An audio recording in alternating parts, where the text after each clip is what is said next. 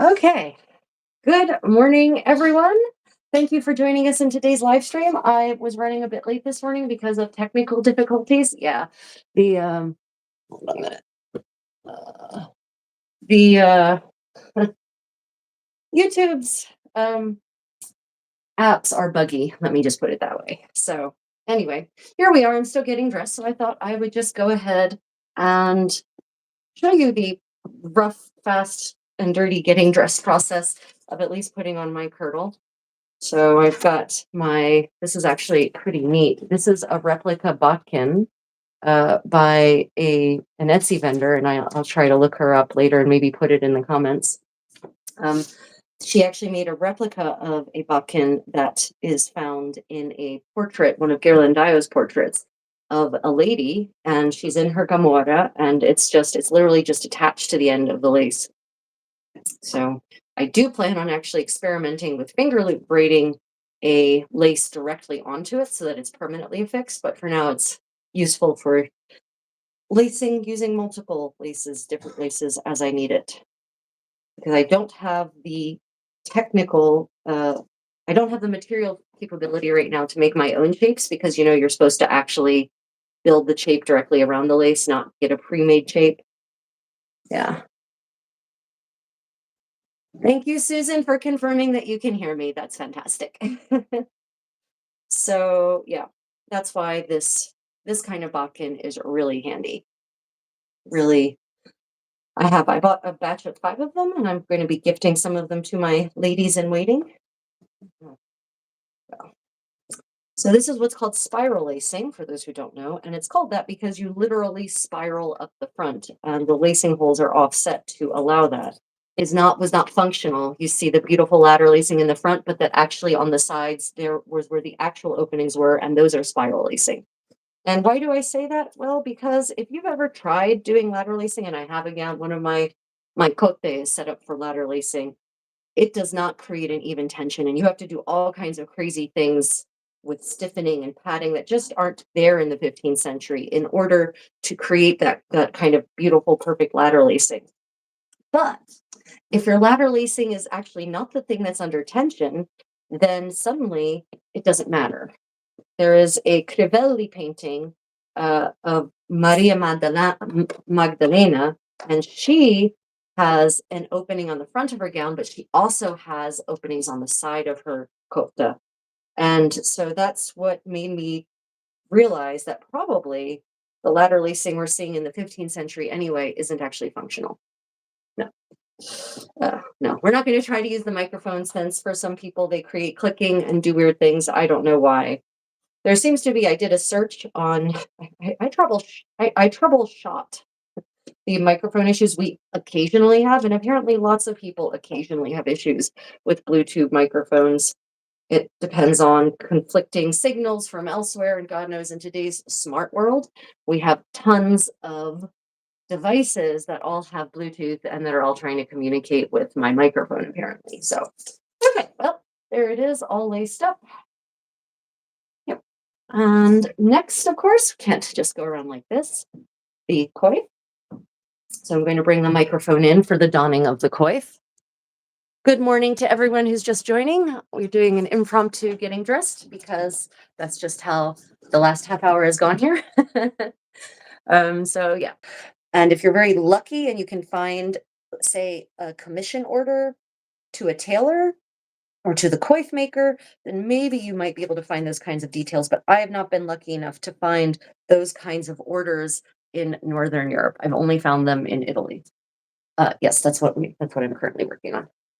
Oh. Yeah. Are those leaves still good? Yes, one more batch. Yeah. Oh, thank you. My condottiero / valet / husband is preparing some tea for me. So with this style of coif, we've got the front part, and that's the part that frames my face. And then you've got sort of the kerchief on the back that wraps around the back and puts everything in place. So we do this by simply putting it on. And yes, your hair should probably be in some kind of braid, maybe even taped to your head in some appropriate form. This morning, you're just getting the braids wrapped around my head as I just did. And then we secure it and we just twist, twist, twist, twist. And I twist, counter twist. So it's like you're mirroring the motion. So you get the same kind of twist on both sides. And, for me, it works best if you twist inward towards your neck instead of outward, because that really causes the kerchief to snug up to your head. Oh, look, there's a $3 medieval replica pin on the ground. That's fun. And we bring the tails up. And this one is technically long enough that I could go back and tuck it in the back. But for the most part, this style of coif, you nearly always see the tails on the top. Okay. And then, of course, you do see them on ladies, especially who are at home writing, and ladies with a capital L, you do see the frame like this. But I'm going to go ahead and fold it back so that it's not getting in my face so much.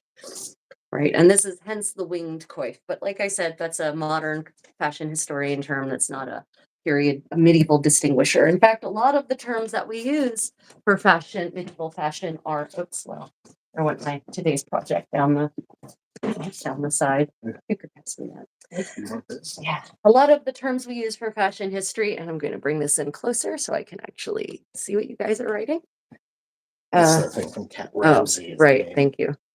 Are not actually the historical terms. Like, we invent our own language as fashion historians often to identify things in a way that's useful to us, but that isn't necessarily how, and often is not, the way medieval people would have viewed those garments or how they would have called them. Okay, so my condottiere wants to share some project progress. So this is the second of my new pianelle. Aren't they lovely? Check that out. See if we can put it here. Yeah, look at that beautiful pierce work. And yeah, it's really looking good. Isn't that lovely? So the inside of this is cork. There's the bottom. The inside is cork. And so it's actually nice and squishy. These are really comfortable for walking. These might end up being like my daily shoes in real life as well. So yeah, it's coming along really nicely. Unfortunately, caveat emptor, buyer beware. When you're buying leather for medieval projects, make sure that it hasn't been treated in such a way as to be waterproof, because when you're doing medieval leather projects, you often want to do leather molding, because that's how you get the perfect lines and curves, and that's how you can also do imprints and impressions and shaping. Well, if it's waterproof, that doesn't work. So yeah, but anyway, Condottiere is very proud of these. These are going to be debuted at my upcoming living history gig, where I will be teaching dance for a 14th, 15th century harness fighting company called the Company of the Lynx Argent. So out in Oklahoma, they're going to get the immediate outdoor treatment of Turner Falls. One the one kill shot flip-flops. Yeah, they're pretty awesome, these slides. And those are really super authentic, based on extant ones and also on plenty of pictures of 15th century pianelle, as they're called in Italian. Lovely shoe. How will they be in wet weather? I will, especially because the leather is waterproof. But the sole is not. The sole is not, but that sole is heavy leather. But what that means is that with the wet, it'll allow the sole to start to conform to the ground and give you grip. Oh, that's true. That's true. Well, the sides and tops are waterproof, so I'm certain they'll be fine. I did wear my other pair. If you want to pass me that one, I did wear my other pair in. Just realized this is really. Why is this so low? I got it. You show this. Yeah. Okay, just a little bit higher, not much. So this is the first pair we made, and this is higher, much like significantly higher. And these are really lovely. Those are. That's good. These are significantly taller. They're very, very comfortable. And I wore these all around Florence. I have a whole video about that, actually, if you want to see me walking around Florence in 15th century clothing wearing these. And they were very comfortable, but they were not good for slopes because the inside of the sole is super slick. And they were not good. They're good for city use. They're not good. I've tried them in forest and field as well, but they're just a little too tall with the flat bottom to be good on rocks and uneven surfaces. So great city shoes, not great for more uneven surfaces. So this new pair is lower and broader on the bottom. And so we're hoping that will be better on uneven surfaces. We shall see. We'll be testing that out. Let's see. Betsy Ross. No, not Betsy Ross. 15th century noble countess in her quarters sewing with friends, shall we say. Definitely not Betsy Ross. So like 3 centuries before Betsy Ross. Oh dear. I did something not clever when I cut that needle. Hmm. Yeah, I cut the needle and I didn't. Oh, right. No, I was redoing. No, I remember now. I remember I had to redo some of the pleating here because it was not evenly distributed. So I ended up with a whole bunch in one place and I don't know how that happened. So this morning we're working on we're continuing. We're going to finish hopefully the re-whip stitching the skirts on my gamurra. It's inside out currently for the work, but this is the back. This is the back and the lining. So you can see it's lined in blue linen. And then this is the front. Like that.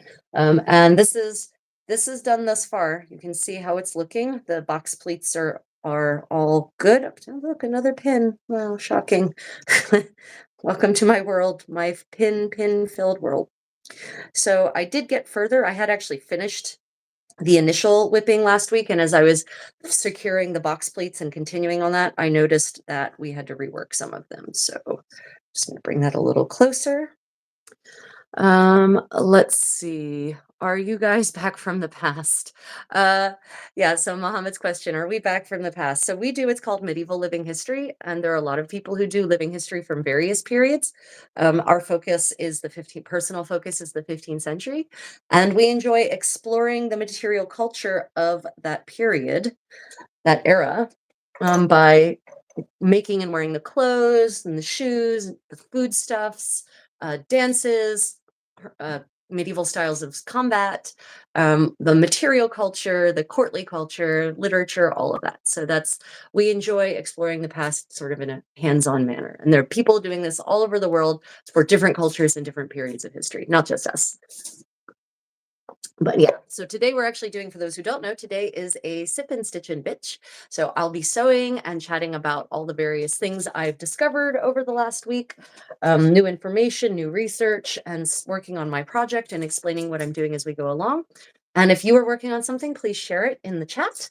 And if you have questions about anything I'm doing, my clothing, the thing I'm working on, other videos of mine you may have seen and about which you have questions, then please do just pop those in the chat. Now, the chat might sometimes moves a little quickly, and then I look up and suddenly we're really far along. So if you have a question and I don't get to it, please pop it back in the chat, and I promise I will answer it. If it's respectful, everyone. Are these sleeves still good? I- Was gonna pour it out here because this is easier. Yes, yeah. I don't know, maybe. Okay, I'm just gonna scan back here. Make sure. Is this a nun stream? It is not. Nuns in the 15th century did not dress like this. They definitely did not expose this much of their décolleté. Hi, Joshua. Great to see you. Let me see. Tim Horn says, I'm not knowledgeable about such, but I believe a lot of women would have probably worn the French braid back then. So actually I do have a French braid, actually 2 of them, but actually I have seen 0 evidence of the French braid from this era. I've never read anything that indicates they had this kind of complex braid, nor have I seen any visual evidence of it. So actually, I think the French braid is a much more modern invention or introduction, but that's only because I don't have evidence of it in the medieval period. And women pretty much always covered their hair in medieval Europe. Even whether married or not, it had a little bit to do with showing married status, but it was more a practical thing. You guys have to remember that homes in this era in Europe did not have fireplaces for the most part. Some castles did, not all castles. By the 15th century, the chimneys are still kind of an innovation, and your average commoner certainly does not have a chimney. They've got a hole in the roof, and they've got a fire generally kind of in the center of the main room, usually one room if you're not that well off. And so your home is smoky and there's a lot of soot in the air, just hanging in the air. And so that means that you want to keep your hair covered just to keep it clean so that you don't get, disgusting. So, there's a practical reason for it. Okay, let me see. The sound is skipping for me on all devices, even after locking off. Wow. Lori, I'm so sorry. So I don't know why. For some reason, some people in some parts of the world, YouTube ends up making the sound skip or click or whatever, and I'm not even using any microphone this time. So the best thing we found for it is to log off and log back in. Oh, my kitties are getting crazy. If you just heard that crash, that was my 3 cats being frisky with each other. So yeah, if you're having sound issues, log back on, log off, then log back on. Yeah. So welcome everyone. Thank you for joining. If you're enjoying the live stream, please remember to hit that thumbs up. I've just threaded my needle with some fresh thread and I'm about to wax it with this lovely, very 20-year-old beeswax. And remember that waxing is really important when you're hand sewing because of the repeated wear and tear that the whole length of thread is subject to by being pulled in and out. And if your wax is just a little stiff, if it's cold, for instance, then just warm it in your hand. If it's really cold, if you're at an outdoor event, then sit on it. Put it between your leg and the chair, and it will warm up pretty quickly. Okay. Okay, nice box pleats on your gamurra. Thank you so much, Joshua. I appreciate a compliment from a fellow suist. Let me see. I have sound just in time for the kitties. Still working on my Kamisha. Hi, Lori. For the crash of the kitties. Yes, they are they're in high spirits this morning, shall we say. Sorry, I'm moving the second camera so that it's better. It's always a trick. And like this settee on which I'm sitting hasn't moved since our last live stream, and I have the camera in exactly the same place, and yet somehow it's different. Anyway, I'm going to go ahead and anchor my thread, and also because I had to actually cut into thread that was, mid or stitches that were mid stitch and hadn't been anchored. I'm just going to back up a little bit and use this chance to kind of bind up where the stitching ended on this side so that it doesn't undo. Oh, wow, I waxed this really well. The good thing about waxing is that it smooths your thread out so that it will not wear and tear. It will make it stronger. It will also prevent it from knotting on itself. The bad thing, when you're using a fine thread like this silk, what is actually Korean silk embroidery thread, not floss thread, is that it's really fine and it kind of can glue it together. It can be hard to get it apart once it's been waxed together. But there we go. It's done. Just going to go back over this spot again. Angle this up a little bit. So, which direction do I want to whip this morning? We'll go this way. Okay. I love your dress. Thank you so much. This is a 15th century kirtle. A very basic model, shall we say. It's just plain blue wool. And it is, make sure this is actually where I want it to be. That's where I want it to be. Okay. Let me grab another pin. My kitties have made off with all of my pins. They're such cute babies. Okay. I think I have some in here, though. Fantastic. So yeah, this kirtle is this is the base layer of the 15th century clothing in Northern Europe. Everyone would wear a gown like this. Every woman would wear a gown like this under the overgown. So even all those pictures you see of ladies with the tall hats, which are not called hennins, by the way, and they've got this beautiful gown with this massive train. This is what's under it. That was not a 1-layer ensemble. That was a 3-layer ensemble. So they've got the linen smock, and then you've got this gown, and then over top of that comes the big trained gown and some other things as well, which you can see I've got a whole series on getting dressed in the whole ensemble on my channel with details, historical details and all. Narrated from a 15th century first-person perspective, so with particular wit and humor, I have to say. Let's see, found a whip 10-stitch knotted cord that has brown tan cream stripes. Figured out if I turn it inside out and use crochet hooks, I can take it from 10 stitches with a gap to 12 stitches. New belt. Oh yeah, very nice. The usual question. Hi, am I Amish? No, Manolo, I am dressed in a 15th century French fashion, actually. This is how either peasant women or working women or ladies, when they were in the privacy of their own chambers with just their closest ladies in waiting, would have dressed. Not Amish at all. And how can you tell it's not Amish? There's a lot of skin being exposed here. Remember, the Amish are all about modesty. And that means covering all the salient, salacious parts, shall we say.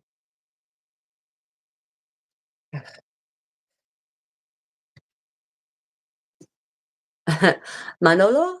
Yeah, I'm assuming that you're, uh, well, I almost switched into German, sorry. I assume that you are perhaps from a Spanish-speaking part of the world? Manolo? Yeah.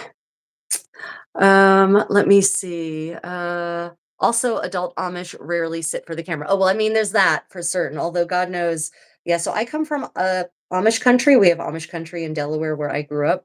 And a lot of the Amish were also involved in the horse racing industry where I used to work when I was a teenager and as a preteen and a teenager, actually. So, yeah, I interact with a lot of Amish people. And yeah, it's funny how their rules about modern technology are very interesting, and how they get around some of them.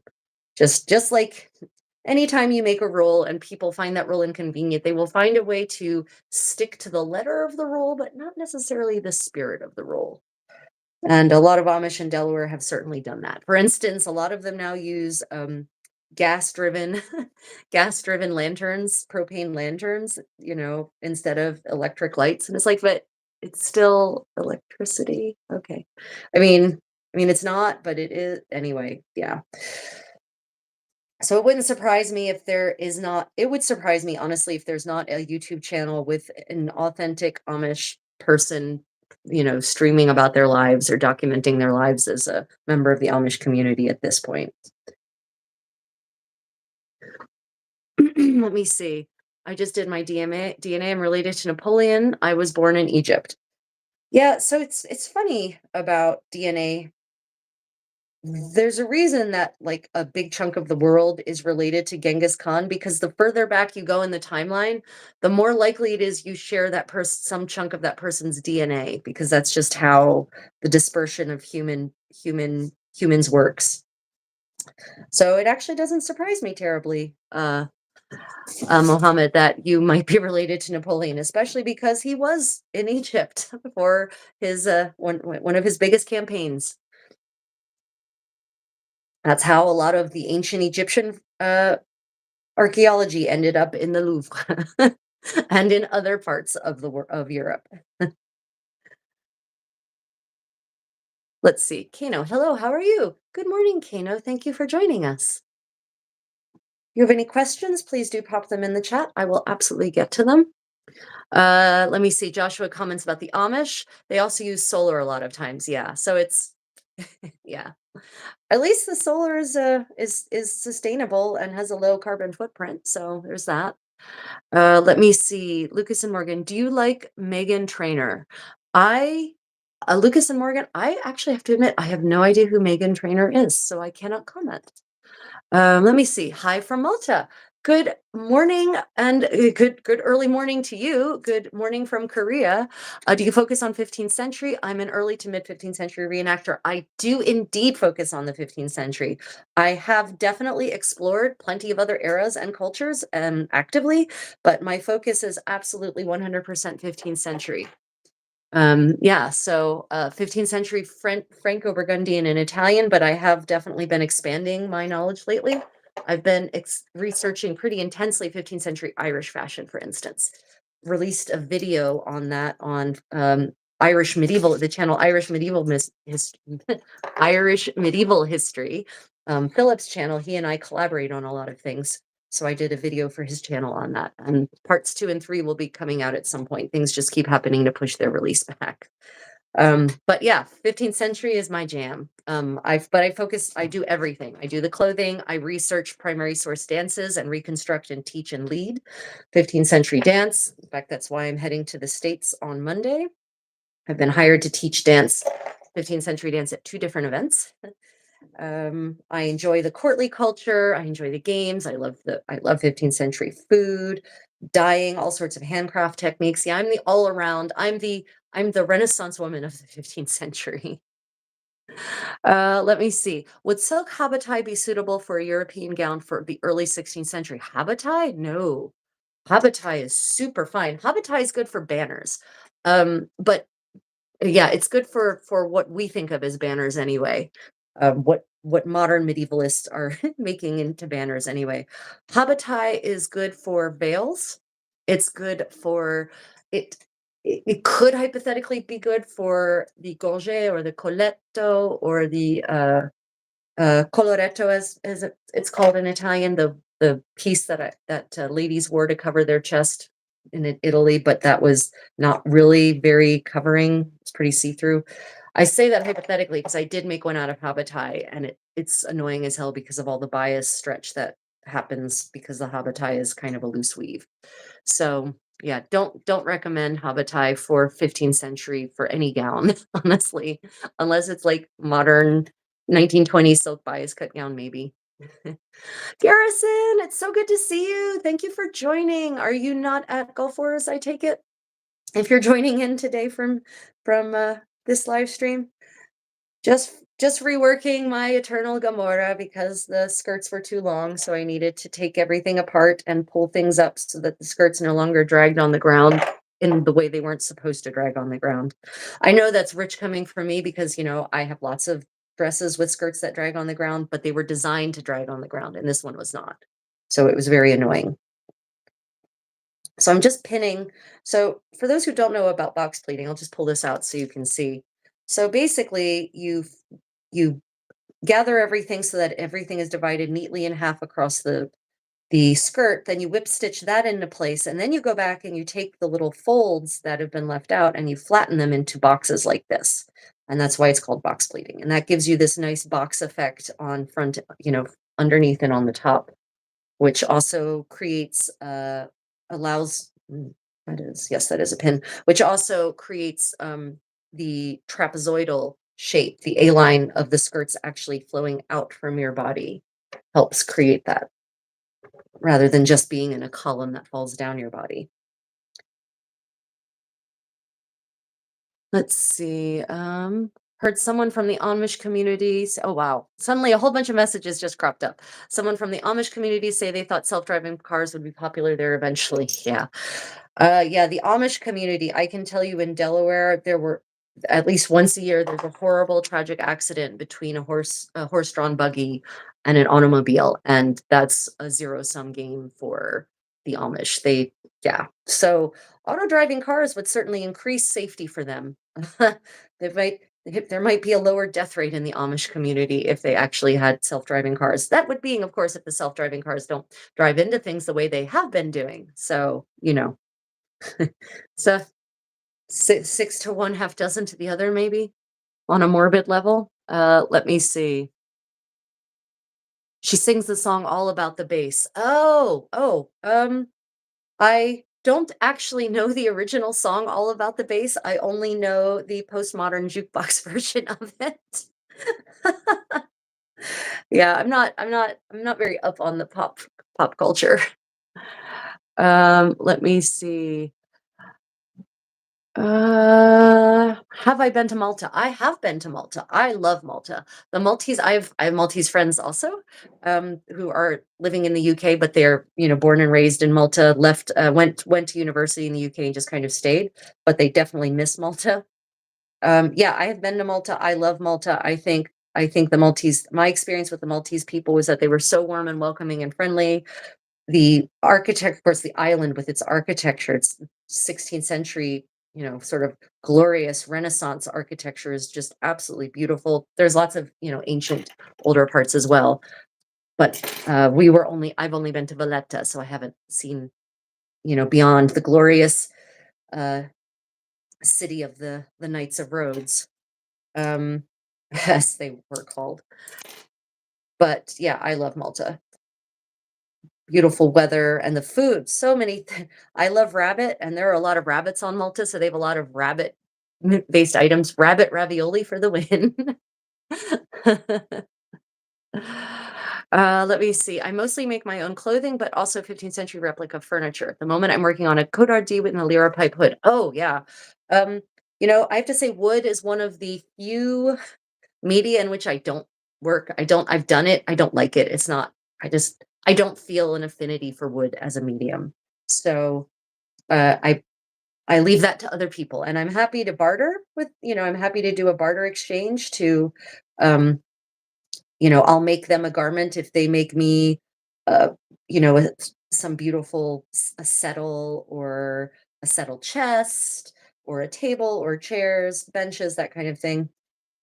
But I don't do my own. I'm a great appreciator of 15th century furniture and a fantastic user of it, because I do have quite a bit actually, but haven't don't make it myself. Rope beds are super comfortable, by the way. Let me see. Blutaxt. Is that Blutaxt, Malta? Is that how that's pronounced? Blutaxt, like German, like the Germanic pronunciation, or is that a Maltese word? Maltese is a very interesting language, by the way. I unfortunately know nothing about its pronunciation rules, so I would be loath to butcher your beautiful language, which is why I ask about that pronunciation.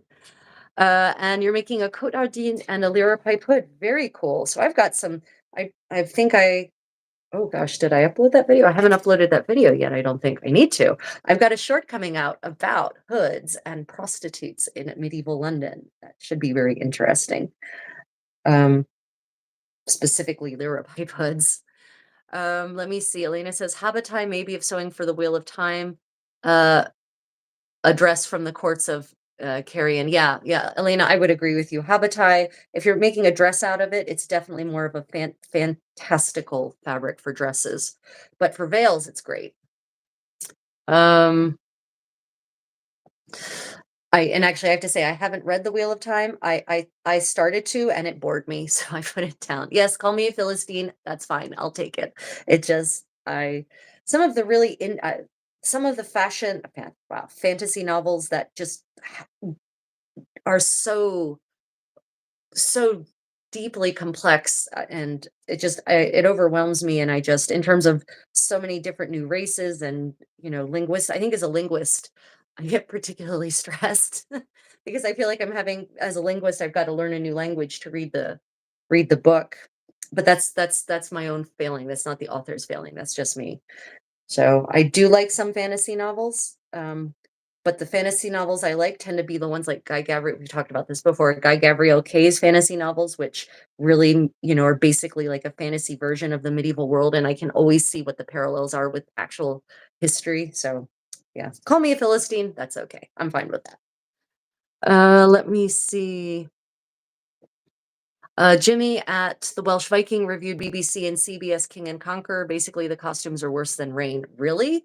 I I mean, Susan, that's a claim. The costumes are worse than Rain. Wow, that's kind of crazy.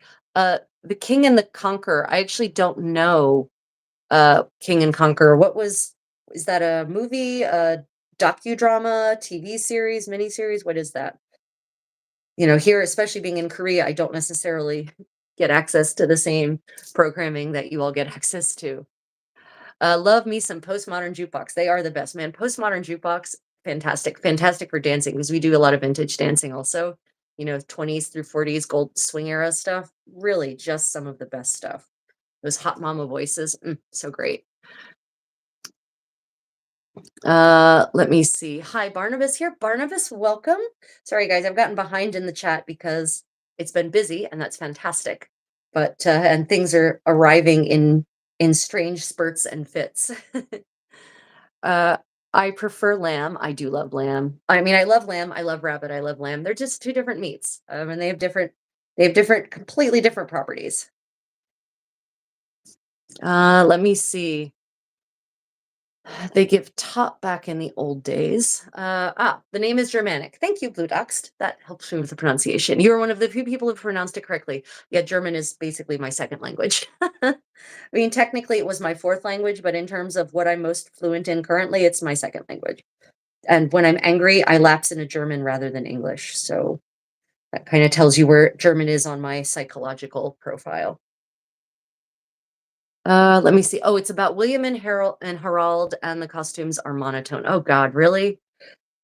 You know, I don't this desire of modern directors like there were medieval directors, of present day directors to apply what I call the medieval filter to their productions in order to convey the what's the word, the angst of the medieval world and the brutality, and really make you feel the dark psychology and the horror, when that the medieval world was horrific enough on its own. It doesn't need a filter to convey that. The fact that people are slaughtering each other on the battlefield in a gruesome way is enough to convey the brutality of the medieval period.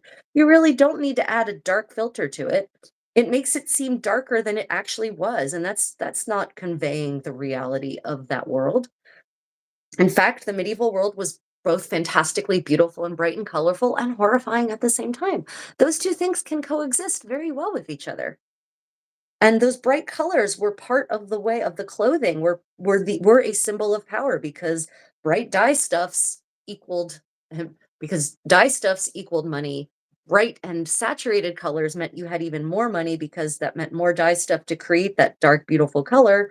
So that was a very visual and even possibly tangible symbol of power. So putting these people in clothes that are drab and dreary is not faithful to the history in any way, shape, or form.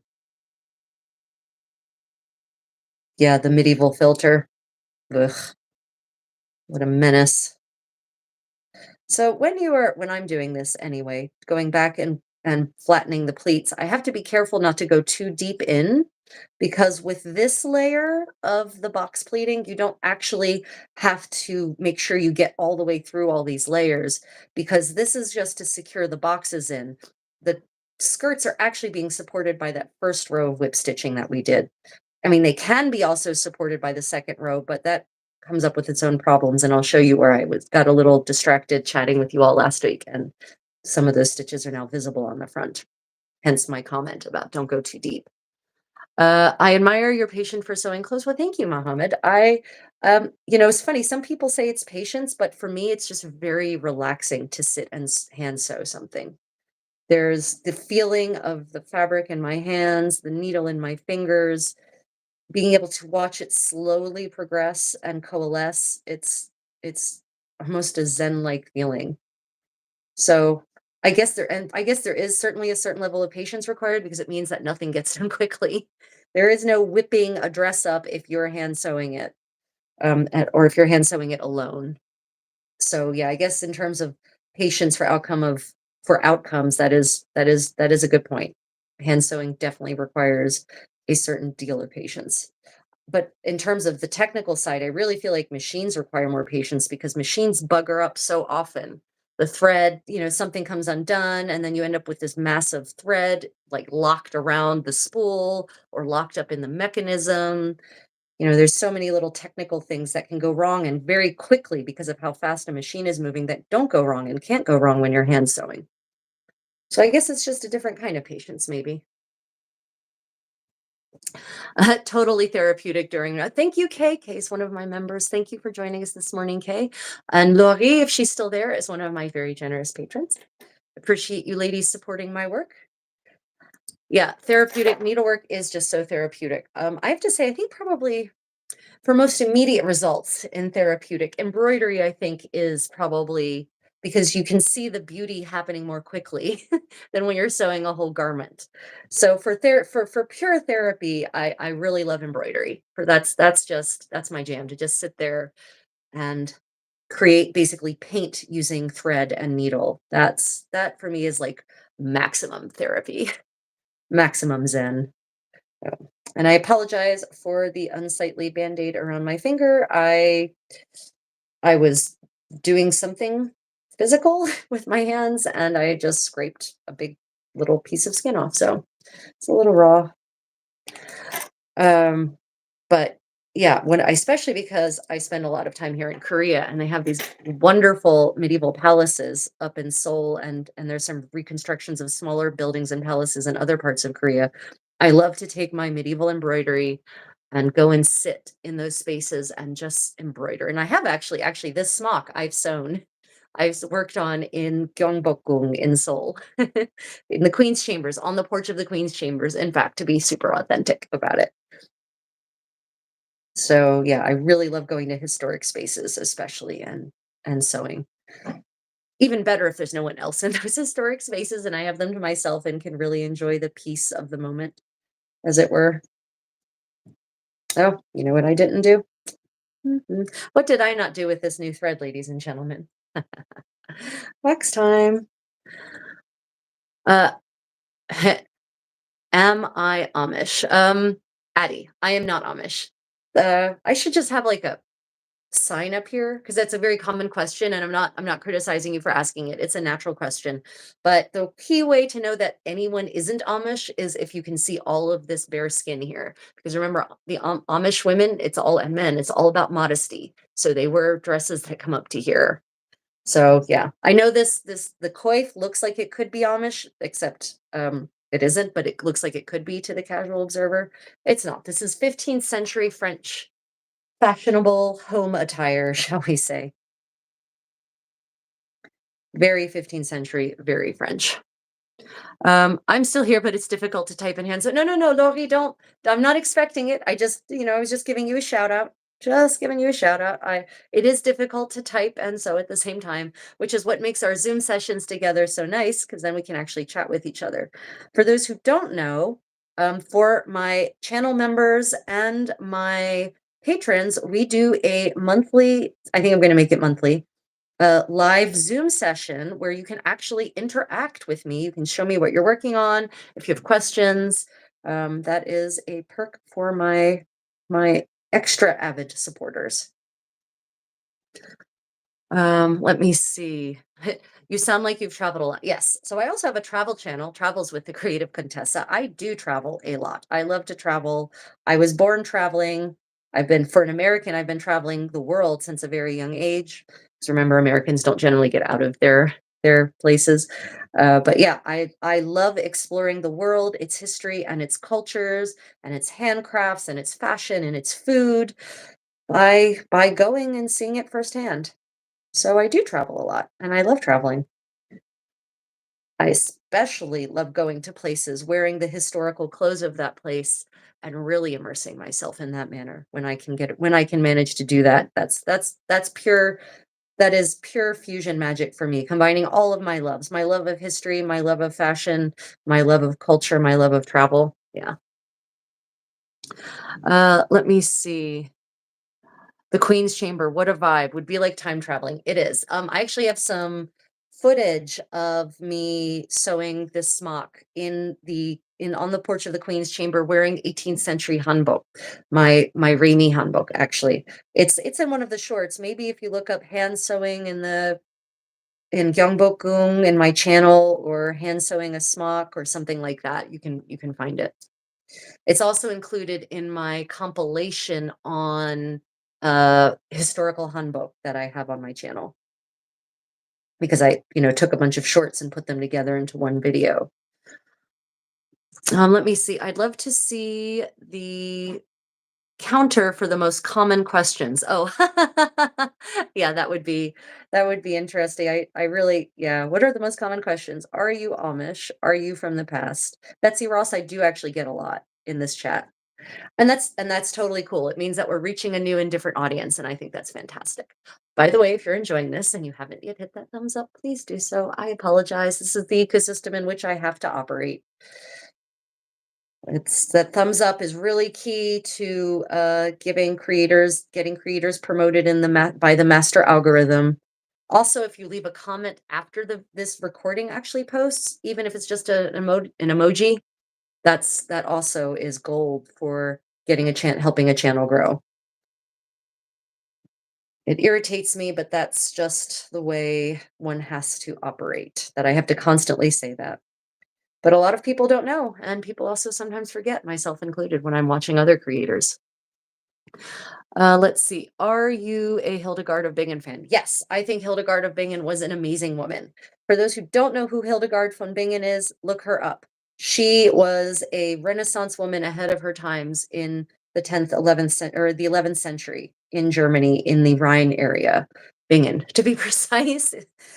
She was, uh, an anchorite. Yes, she was an anchorite. She was an inventor. She was a scientist. She was a philosopher. She was a musician. She was a composer. She was a cook.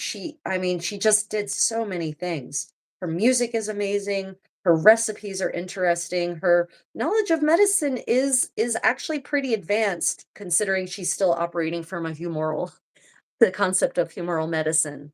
And not that she got everything right. Obviously, in the Middle Ages, their idea of how how anatomy worked was not all correct at all, and their idea of how medicinal remedies based on the four humors worked was definitely not correct.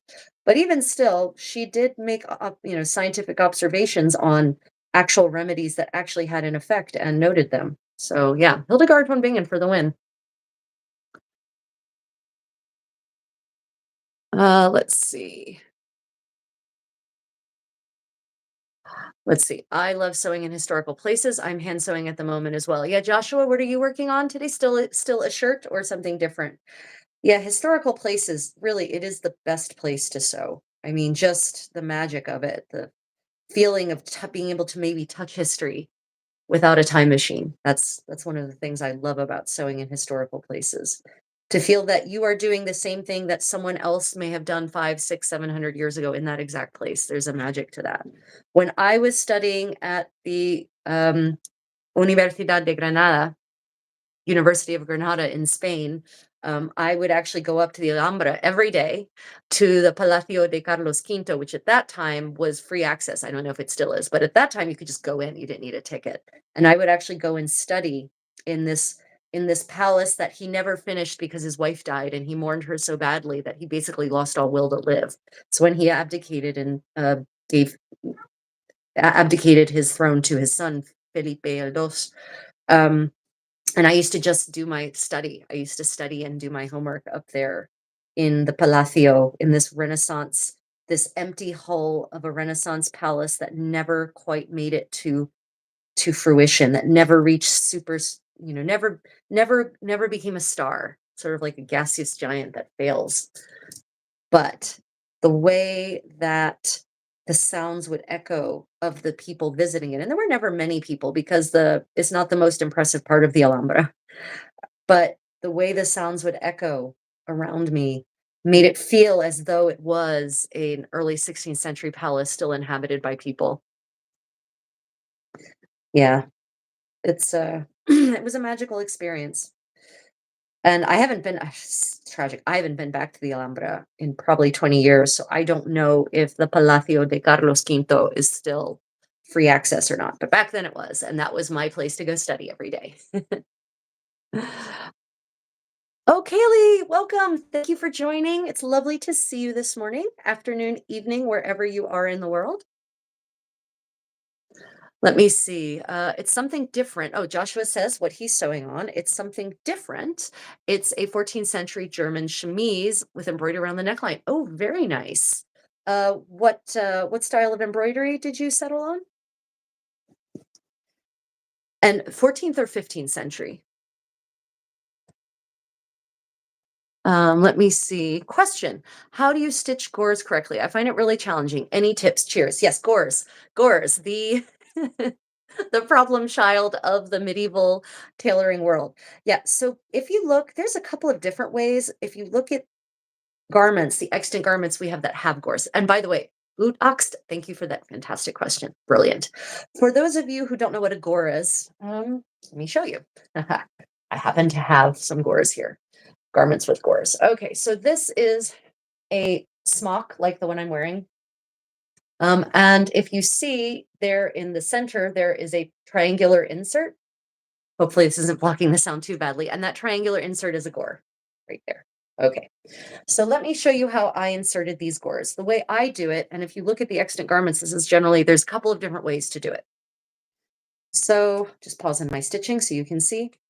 So if you'll notice, it's completely flat here and there's no bunching or anything like that.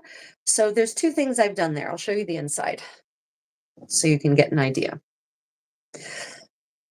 So I brought the gore up, the seam up on the inside of the two seams, basically most of the way. And then I actually don't do an inside seam anymore. Then I actually turn the edges under and just tack it down to the gore so that, basically the edges have been turned under and tacked down to the gore from the outside. And then on the inside, I do some finishing stitches to catch that raw edge. And here I actually can barely see it. I do a buttonhole stitch around the top to just make sure that that raw edge on the top is also caught in and finished. So that's one method of doing gores. And what it also means is you'll notice it's not a perfect triangle at the top. It's rounded out a little bit. See that? And that's the key, in my opinion, to a successfully inset gore, is that it's rounded at the top. And you really see that, especially in the extant garments. You see this rounding effect at the very top. So it's not a perfect triangle. You'll never get that. It just won't happen. You round it out, and that gives you a little lip that you can tuck. Sorry. That gives you a little lip that you can tuck under. And then you can tack that down, or like I like to use buttonhole stitches or blanket stitches to really finish that off and secure it there at the top. So that's one method. Let me see if I used a different method on the back or if it's more clear on the back. Oh, I did manage to but I did that by doing stitches. Let's see. So when you don't do that, so all of these are also gores and gussets, but they're made easy because they're inserted on a seam. So there's no issue there. It's when you're inserting a gore in the center of a piece of fabric that doesn't have a seam like this, where you've just made a slit up the center, which is also very common. So very often, if you look at the extra ones, like I said, they've actually cut it to be rounded. It's not just a straight slit. They actually round the top, and then then you make little incision stitches so that you can fold that under and then actually tack it down from the top, or like I said, use a buttonhole stitch. Another method that is used there's an alb, I think it's an alb, that belonged to Thomas of Becket, I think, if I recall correctly, 12th century.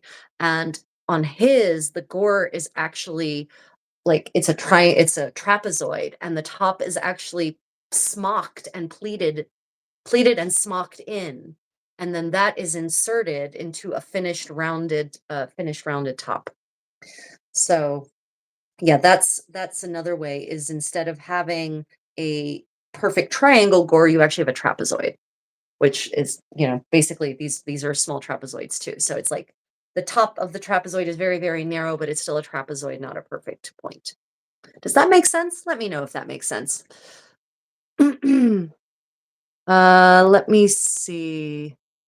Um, I finally got my office craft room all cleaned up. Nice. I wish I could say the same about mine, but we're living in kind of exigent circumstances at the moment. So hopefully that will eventually, hopefully I will have a proper craft room again with space to actually use it. But that's not where we are right now.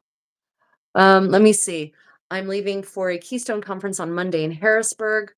Need something to sleep in for a sleepover night with all of us trans girls at the conference. Settled on a plain linen on a I settled on a plain line embroidery. Sorry. Oh, awesome.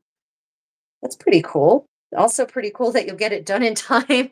Your output rate must be fantastic. Also, Joshua, should I call you Joshua? You said trans girl, so I just want to make sure that I'm not using the wrong name. Just that's what shows up on my screen. So um no offense intended. 15th century. Okay, that makes more sense. I don't really have much evidence. At least I haven't found evidence of 14th century shirts being embroidered. Um, that's not to say they weren't. I just haven't personally seen it. So I was going to then ask you what your evidence for that was, because that would be fascinating. Yeah, it really seems that the embroidered shirts are something that was inherited through Spain, through Al-Andalus, and actually therefore through the Moorish and Arab influence there. And that kind of in the 15th century, when when the Aragonese royal family took over the throne of Naples, and that spread that to Italy. And then suddenly everyone that just from there it went viral throughout Europe. So the end of the 15th century is when you really start seeing these big voluminous smocks, chemises with all this fantastic embroidery. And that's all thanks to the Aragonese royal family taking over Naples, and then later on, thanks to Caterina de Aragona, Catherine of Aragon, becoming the crown princess of England and then Queen of England, because she also brought her fashions with her. Oops, I forgot to include the other layer there. Let's see. Um, uh, Blue text. Okay, if that explained your question, I hope it did. It's at least showing you the finished thing maybe could help. Words are always insufficient to really capture a anything that's kinesthetic in nature. Anything that involves motion is ill captured by words, shall we say. It's why with medieval dance, with historical dance in general, because we have no video footage, you're going to get different interpretations, different versions of the exact same dance using the exact same original instructions, because the original instructions are not clear enough to actually really tell us what they were actually doing. It's only enough to give us an idea, and those ideas can vary. Sort of like the parable of the elephant and the seven blind men as the understanding for any religion. Same idea with dance.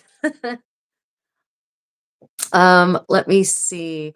This is so awesome. I do a bit of 18th century living history with the Scottish Tartans Museum. Oh, very cool. Thank you for joining us this morning. Welcome to the 15th century. At least in my space here, it is the 15th century. Yeah, big on handcrafts. I enjoy exploring all the aspects, the non-deadly aspects of 15th century material culture across a wide array of places. I also enjoy exploring Korea as well. The early Joseon era, also the Goryeo and Chile eras are pretty fascinating here. So yeah, I don't know why, I've always felt this affinity for the 15th century. It's just there. Um, Let me see. Joshua, oh, thank you for confirming. Got it. Michelle, I will be happy to, I will remember to call you Michelle. No problem. Thank you for letting me know. The source I found was a single painting on a random woman from Germany in the 15th century. Yeah, so 15th century embroidery, very common. Um, and in fact, we have some extant bits and bobs of 15th century shirts that have the embroidery. 14th century is where it would get really interesting or unique, revolutionary, maybe. Yeah. Whether the embroidery was accurate or just painted, I'm not sure. It was a beautiful plain line embroidery. Yeah, I mean, that is a valid point, Michelle, that the you know that brings me to one of the things I wanted to discuss this morning with you all is art. Um, is art and using art to interpret clothing. And that actually brings me to one of my book corner suggestions. So I'm just going to take a pause to show you one of, normally we do this at the end, but we'll do it now. Let's do this one now anyway. Um, so this is one of the books, expensive books I have in my collection. Oh, I didn't mirror. So for those who can't read backwards and upside down, Illuminating Fashion is what it says. And this is one of these seminal works that came out not long ago. Let me see, 2011. And I'm pretty certain it's out of print, or the ones that are in print are crazy expensive. And it's what's amazing about it. I'm just going to move this camera so that you can see it upright. Right. So what's amazing about it is that it's this collection of 14th and 15th century art from across Northern Europe, right? So it's a fantastic collection, but it was very disappointing. So I would not recommend investing the amount of money that they want for this book right now. I think you can get this book for $200 or more. It's not worth that. Unless you just want to be really lazy about doing your own collection of artwork. There is certainly a lot of art in here.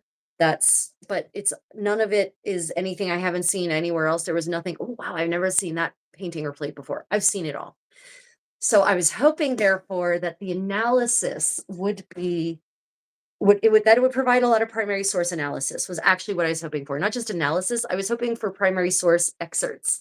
I was hoping for inventories. I was hoping for expense accounts, especially for expense accounts. I was hoping for maybe tailors, bills from tailor shops. I really wanted, I was hoping that it would be a combination of visual plus documentary to back up the visual, but it's not that at all. Very disappointing. There's almost no citations, there's no references to primary documentary sources, and there's, no excerpts, and it really, and also the thing that's super disappointing is this author, and who was it who did this one? The Morgan Library and Museum rolled this out, which doesn't surprise me. The Morgan Library has a massive collection of art, right? Medieval art, especially. The Morgans were one of the American robber barons. Back when robber barons were worthwhile and actually created, supported the arts and history and that sort of thing, and endowed useful foundations, not ridiculous, self-aggrandizing, self-paying foundations. Anyway, so she uses a lot of artwork as evidence of real clothing that is actually biblical, legendary, and pseudo-historical, which means that what you're seeing in those pictures does not represent what real people in, say, 1420 were wearing. It's what people in 1420 thought people in the Bible were wearing. So it's fantastical. It's useful for making 15th century costumes, but it is not at all useful for discerning the details of actually accurate wear for real people in the periods in question. And that for me is a big no-no. Any fashion historian should just have that if you're going to write books about fashion history. Anyway, you should know that from the gate. You should be able to look at historical art and easily determine with no effort whether it's legendary, pseudo-historical, biblical, or fantastical or real. So this brings me back to, I'm going to be doing a video series on this. We're going to be looking at some works of art that a lot of people want to use to make clothing from that really probably shouldn't be if they care about it being real clothes. Now, if you just want to make a costume, cool. No, I have no judgment on that. It's not a, and I'm not even judging in general. My objection comes when people say, "Oh, this is an authentic thing that women were wearing in the 1470s." I'm like, "No, that's an authentic thing that they thought demons wore in the 1470s, not that a nice normal woman would wear. So maybe don't make it if you want to not be depicted as a 15th century demon." And that's a real example, by the way. There's in the late 15th century, there's a series, a tale of a knightly journey. His name escapes me at the moment. And of course, he encounters temptation, and temptation is depicted as a female demon. And you can tell it's a demon because she has claws for feet, not feet for feet. And so a lot of the details of her clothing are exaggerated to be this evil temptress. You shouldn't dress yourself like an evil temptress in the 15th century. That's not a way to make friends and prevent burnings. So, yeah, you have to be careful with art. You have to be very careful. And that brings me to something I'm going to do a short about, but we'll discuss it here with you this morning, ladies and gentlemen, to one of the fun things I discovered this week. And that is the origin of the term gitano in Spanish, or gypsy in English, and as it pertains specifically to late 15th century, early 16th century art and misinterpreted fashion. So, um, you'll have to wait for the video for the visuals, but I'm certain that many of you who have looked at art in the 15th century or looked at clothing or depictions of women in clothing, you have seen this turban thing that in which women, especially like Mary Magdalene, starts getting depicted, which biblical figures start getting depicted, and it's this turban, and it has these occasional wrap that's perpendicular to the ground around the turban. And usually then there's some kind of steeple turret-like hat, a not a hennin kind of thing stuck in there for effect. Those definitely not what real people were wearing, except that it's based on what Roma people were wearing in the 15th century in Europe. So what happens is the Ottomans are, a Turkic people. They're basically kind of the same movement as unleash the Mongols.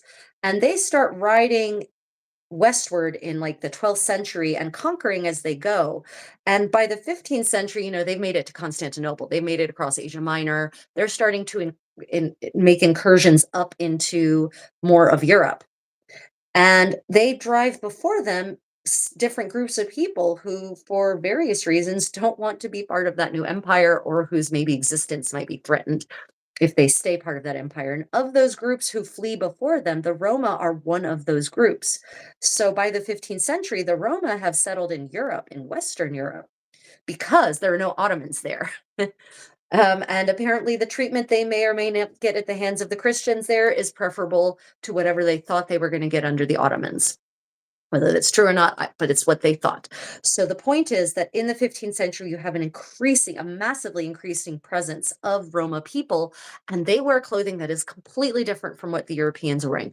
Utterly different. There is one fantastic sketch from the 1470s of what is labeled as Zigeuner in German, of a Roma person, a woman, in fact, and it's a real woman, not a fantastical woman. You can tell because the clothes are actually relatively plain. They're not ornamented with fancy gold bits and bobs and gems and whatnot, but she has that kind of turban. No turret in the back, just the turban.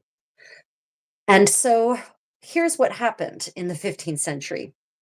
Because 15th century people, the Europeans, on the European side, not the Roma side, the 15th century Europeans were not very good at geography. They they barely had a grasp on the geography of their greater region, let alone beyond Europe, as it were.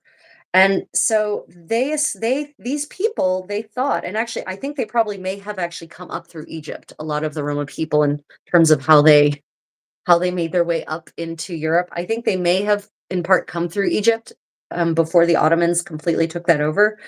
So they were actually referred to as Egyptians in various dialects and various languages in 15th century Europe. Whatever the local word for Egyptian was, that's what they were called. That's where the word gypsy comes from Egyptian. So it originally wasn't actually a slur. It was just calling them Egyptians because they were supposedly from Egypt. Not that most people actually in Europe knew where Egypt actually was. They had an idea that it was like south and east, depending on where you were in Europe, south and or east, or south and east. So for them, these recently arrived peoples represented Egyptians. So for the artists, they think, oh, so when I need to depict someone from the Old Testament, a lot of which takes place in Egypt, I should depict my biblical characters in like this, because this is how Egyptians dress. They didn't have a concept of historical fashions really in most parts of Europe. The exceptions being where they had a lot of art and sculpture from ancient Rome, but that isn't the majority of Europe. It just isn't. So, ooh, I've got a hidden pin here. So, those turban hats that you see are a sort of fantasized version of Roma women's headwear. But in the art, you'll notice they're ornamented. There's other things added. There's gold added, there's gems added, there's extra fancy bits added. And those extra fancy bits are to signify to the audience, the viewer of that art, this is a biblical person. This is an ancient person. This is not a modern real person. So yeah, that's why suddenly you start seeing that preponderance of that style of headdress in art, especially if you really look at the subject, depicting Mary Magdalena, depicting other biblical women. And often not necessarily good biblical women. You get my drift? So, yeah, you have to be careful about interpreting art, and you have to understand the context. You have to understand the history at the time that the art was created. You need to understand the story on which the art is based. And the other thing I have to remind people of is that medieval artists had 15th century artists in particular, and in the 16th century as well, they had pattern books. So these were literally books filled with baseline with stock images for the common repeat characters in art. Stock images for the Virgin Mary, stock images for Mary Magdalena, for Jesus, for Joseph, for the three magi, which is why you'll notice in a lot of artwork from the same region, these people look almost exactly alike, even if it's a different artist doing it. Also, why the Virgin Mary doesn't necessarily look like a real person. She's not necessarily supposed to. She looks like this stock image that everyone recognized as being the Virgin Mary. So, that's my quick and dirty turbo lecture on the dangers of using medieval or historical artwork to as the basis for your real clothing. Expect a more detailed presentation to come out with actual visuals, and we'll actually go through each piece of art, and I'll actually tell you what the various things symbolize rather than being a representation of a real thing. We'll also, of course, compare it against what is real, what are real portraits of real people, and therefore you can learn to develop an eye for the difference. But in general, the rule of thumb is if it's really super fancy and flashy in the 15th century, probably wasn't a real person, probably a biblical, legendary, pseudo historical, etc. I mean, the person, now here's, and then now we get into the confusing layer, which is the person whose face is being depicted might have been and likely was a real person, was Lorenzo de' Medici, was Giuliano de' Medici, was Edward IV, was Elizabeth of York, was Mary of Burgundy. But that doesn't mean that the things they are wearing are real clothes, because medieval people love themselves some costumes. Medieval courts and cities and towns held costumed masks all the time. They held balls. By the way, a mask is not a masked ball. A mask is a danced performance with costumes. um, but they held masks, they held themed balls, and the inventories are full of expense accountings and sometimes even the details for costumes, for actual medieval costumes. In fact, I found one I wanted to share with you all today that was an entry for, well, another book I wanted to talk about, a book I love and hate, was an entry for apparently, I think maybe in the expense accounts for the city of Lyon. When Charles VI, yeah, Mad Charles VI went on progress there in 1389, they held a mask that was very typical at the time, the wild men. And in the expense account, the bill actually includes the details of the materials of the garments somewhat. So apparently, the tailor was commissioned to make um, a coat, hosen, and hoods, and out of linen. And then those were sent to a seamstress who then attached fabric ornaments for moss and grass so that these could be proper wild men, right? So that was a very interesting detail on an actual accounting for an actual medieval costume. Okay, now I know I missed a lot of things here, so let me back up in the comments. Let me see. Blutax says, I like to use the book The Tailor's Assistant for general info and patterns. Do you have any recommendations for other books similar? So a book just came out, Blutax, that I haven't had a chance to actually look at myself, but the people who have looked at it have been saying really good things about it. And it was, unfortunately, I can't look up the exact title now, very, very recent, like men's fashion and making men's fashion in the 15th century, something like that. I wanted to see if I could get my hands on it to give it a good review. The Tailor's Assistant is one I do recommend to people. Other books that are similar, there's actually some good books in German. um, but I don't remember what they are called offhand, because I've always just kind of been a self doer. So I don't often have to look at books like that myself. I generally do if I want to review for other people. Yeah, there's a couple of good books in German for 15th century men and women's clothing. Let me see, other 15th century books on how to make things.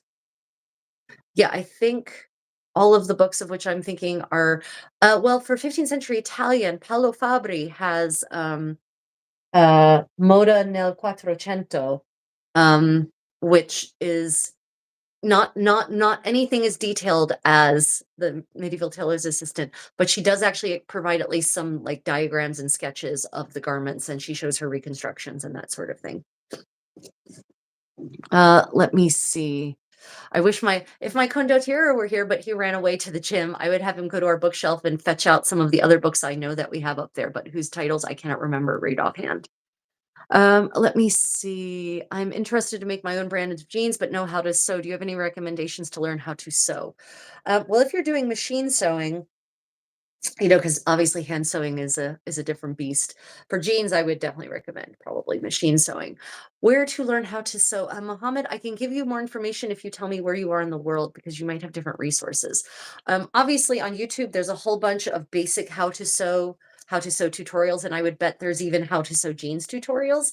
I unfortunately don't do modern clothes generally, so I can't recommend something more specific for that.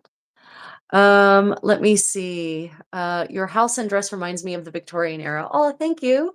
Thank you, user 75. Very 15th century, but the Victorians were also big on neo-Gothic, so that's not far off necessarily. Elena, art history wasn't on my bingo card for today, but I should have known. Stopping by here, high chance of art history lesson. Yeah, yeah. Art history was one of the subjects I studied as part of my degree work especially when I was in Europe, when I was in Spain and France, took lots of art history classes in actual art history places. So that was pretty fantastic. Okay, well, ladies and gentlemen, big reveal. I'm gonna back the camera up for some space. Apologize for that. Okay, whip stitching is done. Skirts are attached. Here we go. That's what it looks like underneath. This is the inside of the gown, you recall. And then this is the point where I usually find hidden pins, right? Okay, so flip this around, give it a little bit of a shake, and turn the sleeves right side up.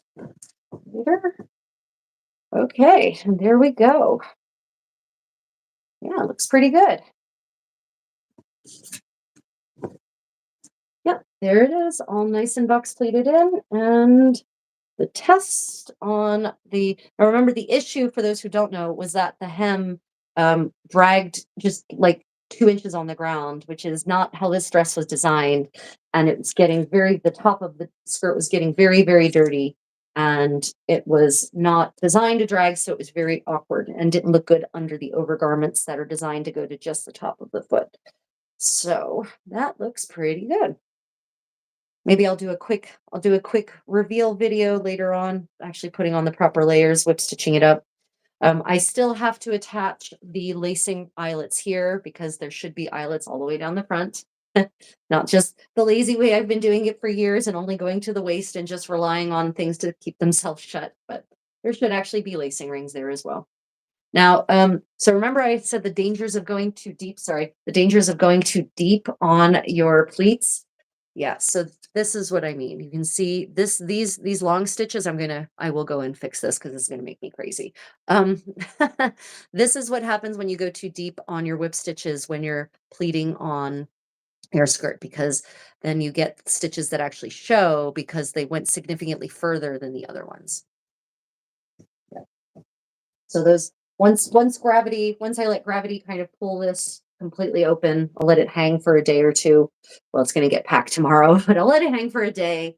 No, it's going to get packed tonight. I'll let it hang at some point when I get to where I'm going, and then I will go through and just mend all those places where the stitches were just too deep. And that's mostly because I'm talking to you guys and thinking about things and answering questions at the same time. When I'm just sewing on my own, I'm not quite so sloppy, but you all are worth it. It's fine. It's okay. I have no problem redoing a couple of stitches. Okay, so that is that garment done. Yay. Oh, right. I forgot I was using Illuminating Fashion to store actual vellum. So if you've ever wondered what actual vellum looks like, this is actual real vellum, which I have specifically for calligraphy and illumination purposes. Yeah. Okay, right. So let me just hit the comments here. Wow, I'm in the 18th century, Tudor. Yeah, actually, you're a pre-Tudor, so this is solidly 15th century French. But James, you were not far off. Let me see. Michelle says, "Does it count as my happy place is sometimes dressing as a 15th century wench demon just to make people feel uneasy sometimes?" Okay, Michelle, I'm going to have to support you 100%. Absolutely, I encourage you to dress as a 15th century wench demon, especially if you make the little feet, the disturbingly clawed three-toed feet that go with it. Oh, that'd be fantastic. I love real medieval cosplay. Let me tell you, Ancient peoples were the ones who first invented cosplay. The earliest cosplay I can securely document is ancient Rome, but I kind of suspect that the Persian Empire may have been doing it before that. So, so cosplay is not a new concept, and I love a medieval cosplay. It's super fun, by which I mean the kind of cosplay medieval people did. I love making 15th century costumes.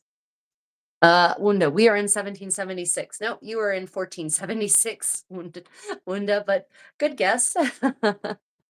No, Wunda, it's totally cool.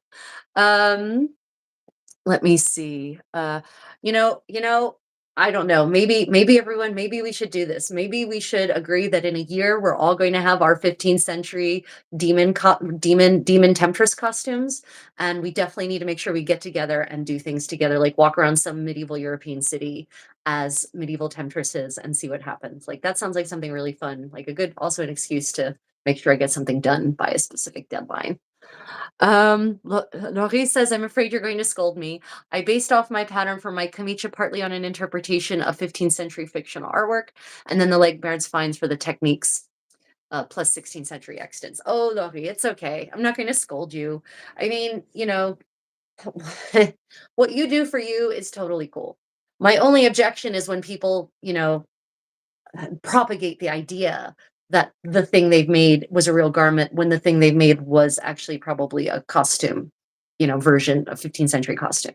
That's my only objection is in misinformation. What people do with their creativity and make on their own bodies and enjoy, I support that fully. But also, I don't want to say that artwork that is from the 15th century is that depicts Mary Magdalene is necessarily fantastical. It might be realistic, but what you have to do, taking Mary Magdalene as an example, is compare what she's wearing in, say, this altarpiece by van der Weyden, and see if you can find women are actually real women, like portraits of the donors or depictions of contemporary actual ladies and princes and princesses. So you just have to be careful about interpreting art. It's not that it's automatically not real clothes. It's just that some of the details might be fantastical. But on the other hand, you can always just say that it was you've run out of smocks and you needed to wear your costume smock from last year's mask. Right, that's probably did happen in the 15th century. Let me see. Elena says, when I was in Germany, I hung out with some historical musicians. They could actually make a living playing historical music on historical instruments due to grants. I have an alarmingly disproportionate number of friends who play medieval music professionally and make a living on it without grants. They actually get hired to play enough gigs that they can just get away with it. But working on a government grant is pretty cool too. Let me see. Oh, I live in Galatine, Missouri. Oh, okay. So Mohammed, um, depending on yeah, what resources you might have, sometimes there are sewing centers actually that offer sewing lessons, for instance. So if you have like a spy sewing center, I mean sewing machine centers, and they actually will offer sewing lessons. You might also want to see if there's a local art club, like an arts and crafts club. Sometimes different communities have those and they offer lessons. Also, if you have a community center, local community centers also sometimes offer things like sewing lessons for hands-on kind of stuff. Okay. So I wanted to talk about my smock. This is one of my other smocks. And I don't know what happened to the neckline on this. I think it's actually stretched over time, but you can see here that it is super ragged and it needs some help, and it's like torn in various spots. And this unfortunately was one of those linens that I discovered after the fact was probably 50% cotton, 50% linen, or 45% linen, 55% cotton. Because, a crinkle test, it fails miserably. See how quickly those wrinkles start to fall out. So, it's still has a lot of life left in it, thankfully. But just around the neckline, it's gotten really dirty and nasty. And these were the patches I put in last couple of weeks ago. The fixes I did there because it had torn all the way through. But then after I did those patches, I really started looking at it and realized I just need to replace the entire neckline. which is okay because it's also way too low. I don't know. I was on wine or something, poppy juice. I don't know when I cut the neckline on this thing because it's like made for someone who's like 10 inches bigger around in the shoulders than I am. I don't know. God knows. I made this thing like 12, 13 years ago. So that it's lasted this long is pretty impressive in my opinion. So I really need to, it needs some serious modification. Unfortunately, I did not bring the big pieces of linen that I was going to use because I actually thought it would take longer to get through my whip stitching. We got through that really quickly. Yeah. Uh, so yeah, my plan though is to completely basically cut off the really ragged parts here. The front's not so ragged, the back is really ragged. Cut off the ragged, kind of permanently stained parts. And I'm going to just put an entire new yoke of linen in, which is okay because that the part that'll show will be like the nice new pretty white part. That will be 100% linen. And then the raggedy linen cotton parts will be hidden mostly by my clothing, except for the sleeve area.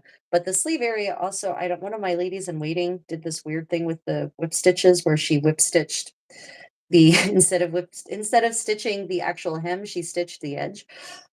Sometimes I need to give a little more instruction to some of my ladies in waiting. Anyway, you can see it's kind of a little grody also. So I might also just cut that off and put a nice new white cuff from here down so that the part that you see is like nice and pretty and white and not grody when I'm wearing the short sleeve thing anyway, the short sleeve kirtle. So those are the plans for that, but I don't have that linen with me. So we might actually get to sewing on the rest of the lacing rings on this, but let me get through the comments here. Oh, Michelle, thank you for that compliment. Elena says buttons question mark. Buttons on what? I need more information. Let me see. Wool, the contrast of the blue and red is stunning. You're so talented. Oh, thank you. Unfortunately, the blue's on the inside, so you only get to see that when I take it off. Cue crude comments in the chat. But the reason I chose the blue linen, and I do explain this in the project vlog that I have on making this dress. If you're interested and you don't know, I have a whole 2-hour project vlog making this dress from start to finish, including getting dressed in it for the first time. And the blue linen, blue was one of the few colors that was easy to do on linen because the indigen, I've never heard it actually said aloud. Indigen or indigen, the actual chemical that makes in indigo and woad that makes things blue, it reacts very, very well with linen. So that's why we actually have examples in the 16th century in extant garments from 16th century Italy of dresses being lined in blue linen. So, and I actually have some inventories that talk about blue linen and blue linen underwear, no less. So that's why I went with a blue linen lining because one, I had scraps of blue linen that fit perfectly and I wanted to reuse them. But two, it's an actually documentable practice at least to the 16th century. So backtracking it to the 15th century, 50 years before that particular extant gown isn't too far of a stretch. And I do know that they were in fact dyeing linen in blue in the 15th century. So all that together, I went with the reusing the medieval sustainable application of reusing blue scraps that I had, plus it being very plausibly authentic. Let me see. Oh, and the Amish say buttons are too modern. Oh, yeah, right? Yeah, buttons are too modern. It's weird. The Amish say that buttons are too modern. You're right, they do say that. It's like buttons started being used as buttons in Europe in the 13th century. How is that too modern? So weird. So weird. Are those fabric buttons? Did I have something with buttons? I don't have any fabric buttons here on this garment. I have fabric buttons on my condotiero's garments, and he's not here to go get them. Oh, but I can take you with me. Okay, we're gonna go on a little walk, everyone. Please ignore the mess. The apartment is in a state of chaos for various very good reasons. I'll get you some fabric buttons we can look at. Okay. Hopefully I can get you some fabric buttons we can look at. I actually included a tutorial on making fabric buttons. Oh, there are the babies sleeping. On making fabric buttons. In the video I did on 15th century Irish clothing that's on Irish medieval history. And And so I did a turbo tutorial on that. If you want to see quickly and dirtily how buttons are made, cloth buttons are made. Darn it, where is, no, this is what happens when your house is in chaos. You can't find anything when you want to find it. Here is the choppa of woe, the one on which my then kitten peed on right after I finished it, and it hadn't even been worn yet. Here is the tapestry that my bratty tight tuxedo kitty uses as his personal climbing rack because it's made of wool, and so it attracts him, and he loves the way his claws feel in it because it's a jacquard weave, not a actual proper medieval tapestry weave, so it's really good for his claws. No, I'm sorry. I don't know what my condottiero did with his farsetto because that is the thing that has all of the buttons on it. Well, it has some buttons on it anyway. I've made so many buttons in my cloth buttons in my life. It's not even funny. Anyway, okay. Let me see. Ruby, thank you for that lovely compliment. 15th century French house chic. Let me see. And Michelle says in Egypt, Alexander the Great used to dress as one of the female gods. Yeah, I think I thought I was remembering something in my mind about Alexander the Great cosplaying too. Would totally track. Reval says 1800s. Nope. 15th century, 1400s. I love to hear about musicians getting gig. Ugh, why am I living in the English speaking world where culture gets no love? So actually, Elena, those musicians I know, one of them lives in Texas and he makes a really good living on getting paid musician gigs. Two of the others live in Scotland and Edinburgh. They have an apartment right off of the Royal Mile, right in the shadow of Edinburgh Castle, this gorgeous 19th century apartment with 20-foot ceilings. And yeah, they get hired. They that's my Gaida medieval music. They do a lot of the music that I use in the background for my finished videos is theirs. Or the other music I use is from Al Coffrin of Istanpita. He's the other professional musician with whom I work. And they focus pretty much only on 15th century music, so that's pretty great. Let me see. Cotton linen sounds soft. Yeah, it's very soft. It is, I will say the cotton linen is definitely soft. Are there button closures or other closures? Yeah, so Elena, buttons are used a lot in the 15th century, almost uniquely on men's garments. They use them to button close their doublets, their farsetti, and the sleeves. That's for the most part at this point, women have moved away from buttons and are doing lacing and hooks and eyes, lacing rings or lacing holes. So here are lacing holes for those who want to see. And you do not ever punch a hole out with a hole punch. You use an awl to drive open the fibers so that you leave all of the fibers of the weave intact. And then you just force that open with a series of stitches, basically a kind of buttonhole stitch. Right, so that's a lacing hole made with an awl. And then these are replica lacing rings. These specifically I bought from Billy and Charlie's Finest Pewter Wares. Right. And these are replicas based on extants, but also you can see these in a lot of 15th century Italian portraits. Yeah. So yeah, button closures by the 15th century, hooks and eyes are being used. And lacing rings are also being used, whether these more elaborate lacing rings or just like plain ring of metal kind of thing. But for women, it's mostly, at this point, it's mostly lacing or hooks and eyes. The buttons are have just become the purview of the men. And that's just because of the practicalities of the way fashion went for women and no longer wanting to have this visual of buttons on the top and bodices kind of opening up to reveal the underdress. So it became impractical to have buttons. And you don't want buttons on your undergarment for women, because then you have this three-dimensional thing kind of poking through your overgarment, and it's not fun. Let me see. Laurie says the one artwork I looked more closely at is the camicia depicted in the story of Griselda panels. Ah, yeah, attributed to Ghirlandaio.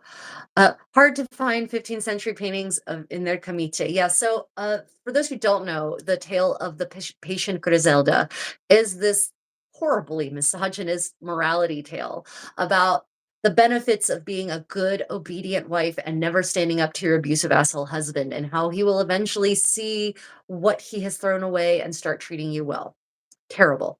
But um, but it was a common folk tale in the 14th and 15th century in Italy. And because it's a folk tale, it's not fantasy, it's not legendary. They always depict her in real clothing. And so, because part of this horrible abusive story is her asshole husband, who's richer than she is, and decides that she's not worthy of him, and she gets accused of doing things she didn't do. So he kicks her out of the house with nothing that he allows her only to leave with that with which she came to the marriage. Now, because he was super wealthy and she wasn't, she brought nothing to the marriage. So he literally kicks her out naked. And in the story, it's called naked, but she's always depicted wearing a camicia, the the smock, the chemise, right? Of course, it's nearly always kind of translucent, so it's hard to tell whether that's the artist trying to show just how threadbare her poor camicia was, or if she was actually naked, but for the sake of morality and depicting the art, that in the particular artwork that they covered her in this threadbare, transparent camicia. We don't know, but it's one of the few ways you actually do get to see a 15th century Italian woman's camicia, as if it's a depiction of the tale of Griselda's. Yeah, so get a little upset when I think about that story because it's such a horrible. The moral of the story is absolutely not what any woman should learn. Such a patriarchal tale. Cue the, oh no, you talked about misogyny, I give you a thumbs down crowd. Yeah, there's actually one of my videos, several of my videos get thumbs down and angry comments because I dare to address the topic of misogyny that was very prevalent in medieval Europe. Yeah, how dare I point out the obvious. If you're enjoying today's rant and sew and stitch and bitch, please do hit that thumbs up. Let me see. Show us your feet. Um, my feet are kind of boring right now. They have just black stockings on, like medieval stockings, not very exciting. I love the milkmaid. Oh, the milkmaid is there. Oh, thank you. Yeah, everyone calls this the milkmaid look. And I guess in the 19th century, milkmaids in Belgium were kind of wearing something like this, but solidly 15th century, not milkmaid. Speaking of music, I'd love to get my hands on a hurdy-gurdy sometime, but they're super expensive. Oh, Blutaxt, look for a hurdy-gurdy kit. You can actually get a build-your-own hurdy-gurdy kit for very reasonable price. Now, granted, it's and the medieval ones especially, because the medieval ones are box hurdy-gurdies. They're not like the big giant modern ones that have the big curved back and everything. The medieval hurdy-gurdies, this box, it's about this big. Much simpler instrument. So you can get a medieval hurdy-gurdy kit and build it yourself. Much less expensive. Let me see. There's that new law in China now. In divorce, property reverts to the original owner, and the house is usually something the man is expected to provide in order to find a wife. Yeah, China's going a bad direction also, by the way. Let me see. Me, an astrologer, Abu Mashar is too modern. Give me the Roman and Greek authors only. Yeah. Me, an astrologer, Abu Mashar is too modern. Give me the Roman and Greek authors only. Yeah, Nevis, you're not wrong. Some of these fancy writers, Boccaccio, man, what a garbage pop literature author. Chaucer, seriously. Can we get some serious, how about some Plato, right? Let me see what I may have missed. Sorry. If you made a question or a comment and I didn't address it and you really want me to, feel free to pop it back in the chat. Things come a little strangely on this. Okay. I think I caught up now. I visited a hurdy-gurdy factory in Central Florida one time. I never thought I'd hear those words in one sentence together. Central Florida hurdy-gurdy factory. Honestly, that's very fascinating. Extra fascinating because Florida is so humid, but I guess with modern climate control, it wouldn't matter. A lot of instruments, if they're constructed in humidity, it's problematic. Okay, well, now we're going to move on to other repairs that I can do without having to entirely refashion this smock. Because I noticed something else had come undone. I wanted to, it was in the armpit. Oh yeah, so this is a spot that takes a lot of wear and tear because it is the armpit of the garment, and you can see I move a lot. Very energetic. So the armpits tended, and especially on my dresses here, my Italian gowns especially wear out very quickly here. Like the fabric wears away, not the seams. The seams are fine. The fabric disappears. So yeah, that's me. So I'm just going to do a patch here, actually. Thankfully, I do have fabric for patching. So you'll get to see how I do a patch. Okay. Da, da, da. So first, I'd look and see what's going on the back side here, and I don't know. Oh, I think this was a repair that a lady in waiting did for me at some point. Yep, that's probably what's going on. Okay, so I am going to, so the decision is always, do you want to put the patch on the front or put the patch on the back? And I think I'm going to put the patch on the back because then the patch will be taking the wear and it will at least prevent more wear from happening to the surface fabric itself.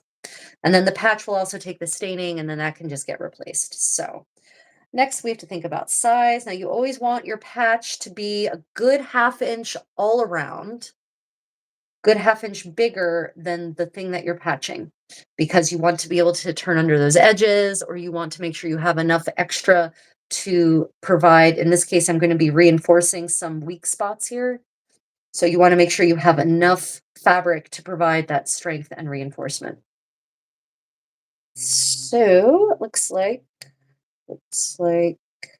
this will be about the right size for this patch. Because that's pretty good there. Okay, there we go. So just trim, trim, trim.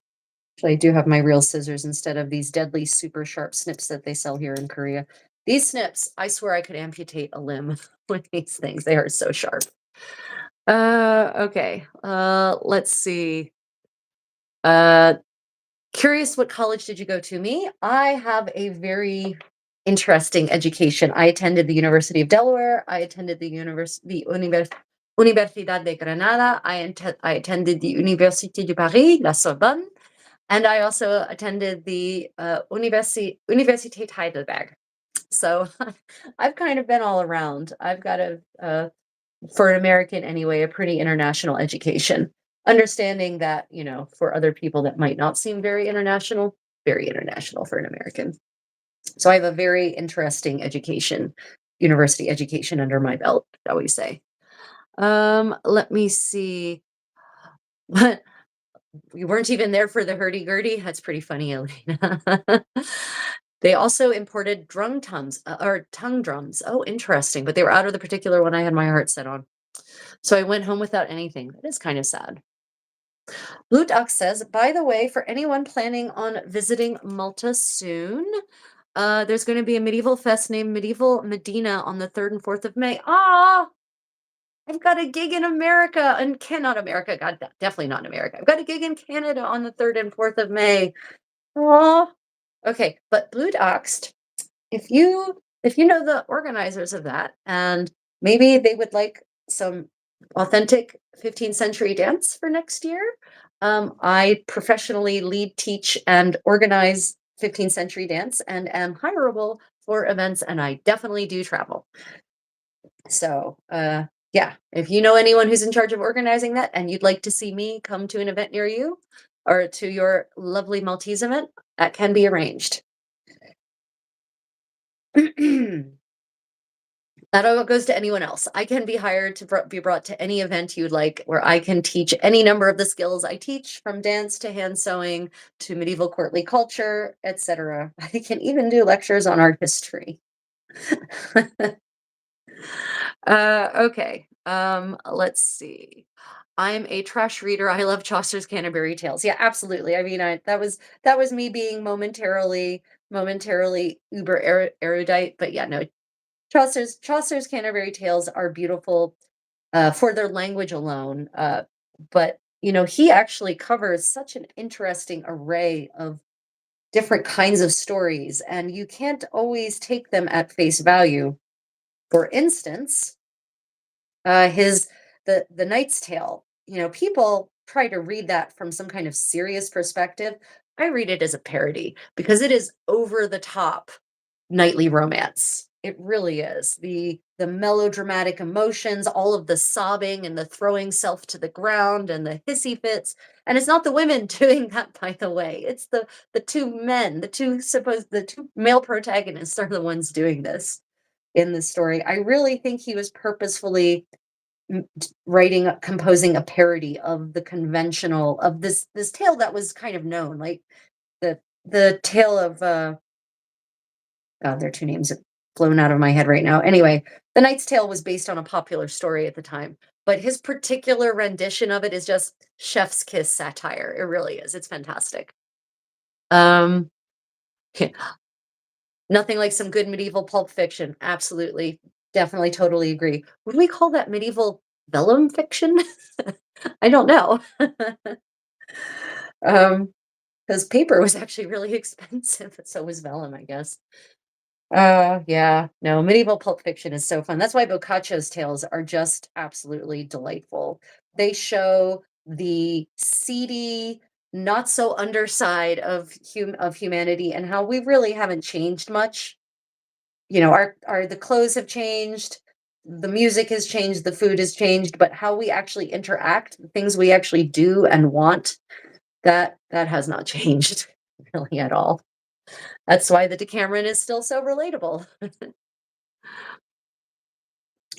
Let me see.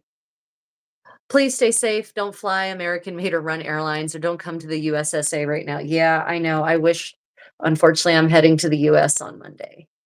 Um, yeah, it's, I'm not super excited. It's probably the least excited I've ever been to make a trip in my life of travel, because it's a mess there right now. And it's not getting less messy. It's just getting more messy.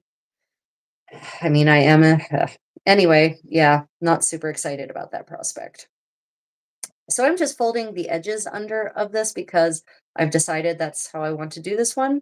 You don't have to. You could just leave it undone and then just whip stitch all these edges, but I've decided I'm going to fold them under because that's just what I'm going to do. Hmm, maybe not. You know what? Maybe not because this is in my armpit. I'm rethinking this. This is in my armpit. So, actually, I think I'm going to leave it flat and I'll just whip stitch or blanket stitch these edges, because I don't necessarily want that extra bulk in an already bulky seam under my armpit. So there it is. Let me see. The garments back then seem so confusing. You're telling me you had to button each of those on your shirt, or are they sewn clothes? Tiny's World, could you explain button each of what? So this is actually lacing. If you rewatch the video from the beginning, you can actually see me getting dressed in this outfit. I actually do a whole quick live get dressed thing. So this is lacing, not buttons. And yeah, you basically lace this shut. Oh, is it all finished? Ah, my condottiere has returned with a completed pianella. So for those who, this is the pair. These are 15th century overshoes. They're meant to be worn over top of your regular leather turn shoes, and they elevate you out of the muck and the mud and allow you to walk outside without getting your actual shoes dirty and without getting your hems dirty. So this looks pretty fantastic. Look at this. Nice. And the underside. My From- fingers are raw. Yeah, his fingers are raw because we don't have great tools for this, actually. Yeah. So there we go. And they have for those who missed it, they have a cork core, real cork. So they actually have nice squeezy, squishy give to them. So very comfy. Very excited to debut these at the event next weekend. Let me see. Satire is my favorite genre. Mine too. It speaks to my general sense of humor and my self-deprecating style. What's my favorite Canterbury Tale? So the Miller's Tale is pretty damn funny. Honestly, I love the Miller's Tale. It's so weird on so many levels. I mean, just the hairy ass being kissed by the not wanted suitor and the husband up in a boat hanging from the pulley that brings goods and merchandise up into the attics. It's just the whole thing is this comedy of stupidity. It's fantastic. And no one is good. Like everyone is flawed and bad or idiotic. It's just such a funny tale. I do really like the Knight's Tale, although it is very, very long-winded. But yeah, from Most of the nights we yeah, right. Like not like any of the knights I know. Long-winded, nay. Let me see. Are they hard to lace? I was late, and those probably look huge on feet. Oh yeah. The gown is not hard to lace. It takes me like a minute at most to go all the way up. It's very easy to lace. Because I have a I don't know what I did with the we might need to find the uh the thing has gone, has vanished.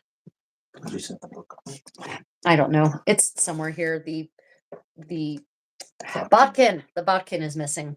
The lacing bodkin is missing. It's somewhere here. It's okay. I don't need it right now. Okay. Um, It's got to be under your dress. yeah, it's probably under me somewhere. Anyway, Not so in this dress. it's really easy to lace up. Really, it's not hard at all. And medieval buttons are easier than modern buttons, aren't they? Because they're bigger. They're bigger and three-dimensional instead of these flat things. Oh, I did put it back. Oh my God, I can't believe it. I put the bodkin back. Ryan put it back. I didn't. I can't claim that. Yeah, so here's the lacing bodkin. This goes on the end of the lace. And then you just use that to poke it through to get it through the holes. Easy peasy lemon squeezy. Medieval buttons. Handsome, do you know where your farsetto is?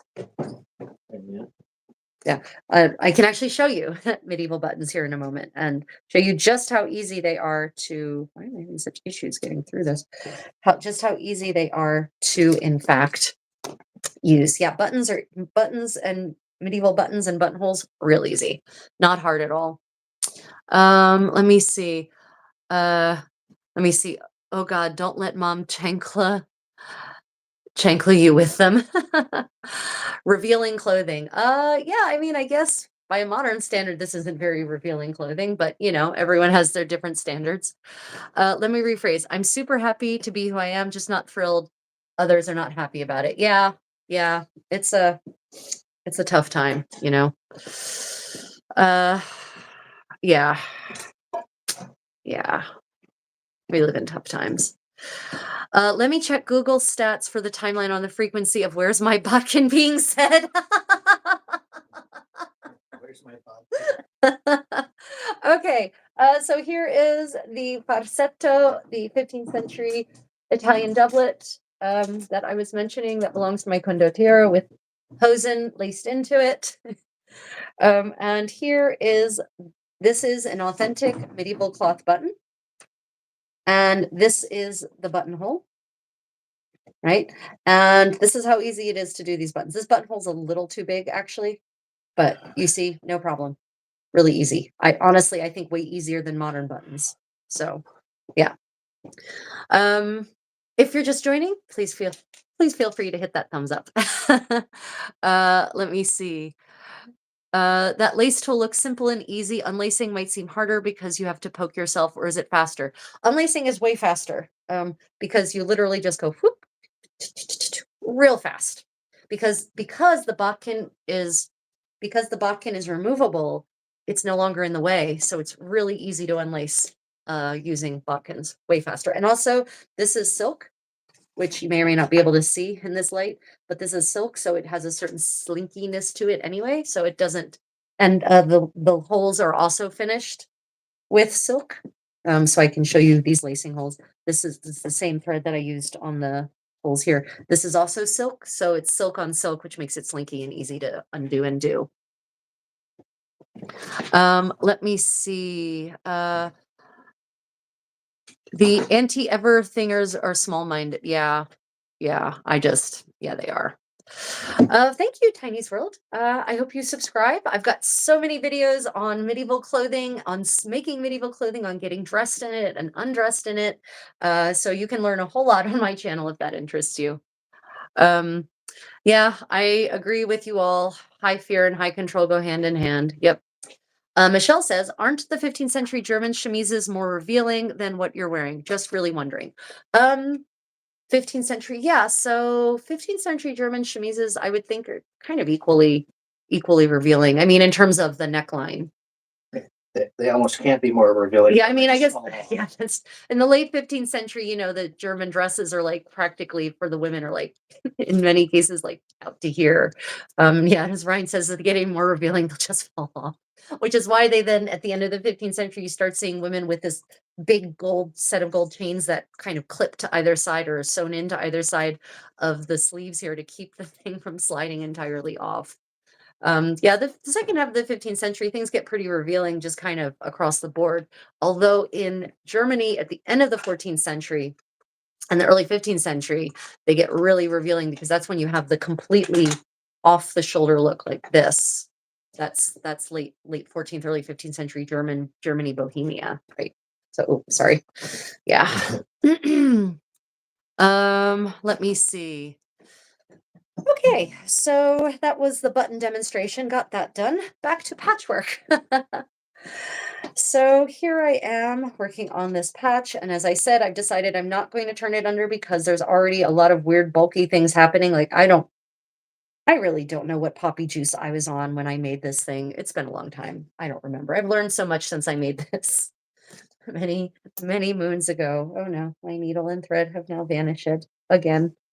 Sigh. I just had it. Well, I guess I'll just keep going with the pins and maybe my needle and thread will magically rematerialize. This dress that I'm wearing, it's wool, so it is kind of clingy. So it actually eats needles, pins, and thread, and I eventually find them again when I take it off and give it a good shake. So I'm just going to put some more pins in so that this is nice and secure when I then go with a needle and thread that I will hopefully find. Um, Found it. It was on a piece of paper and white, therefore it vanished. Excellent.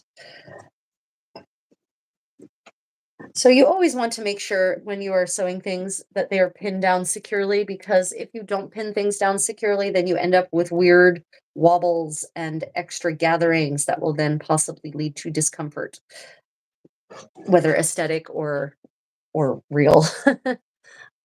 So all pinned in, and now I am going to go to this side actually and consider my approach for.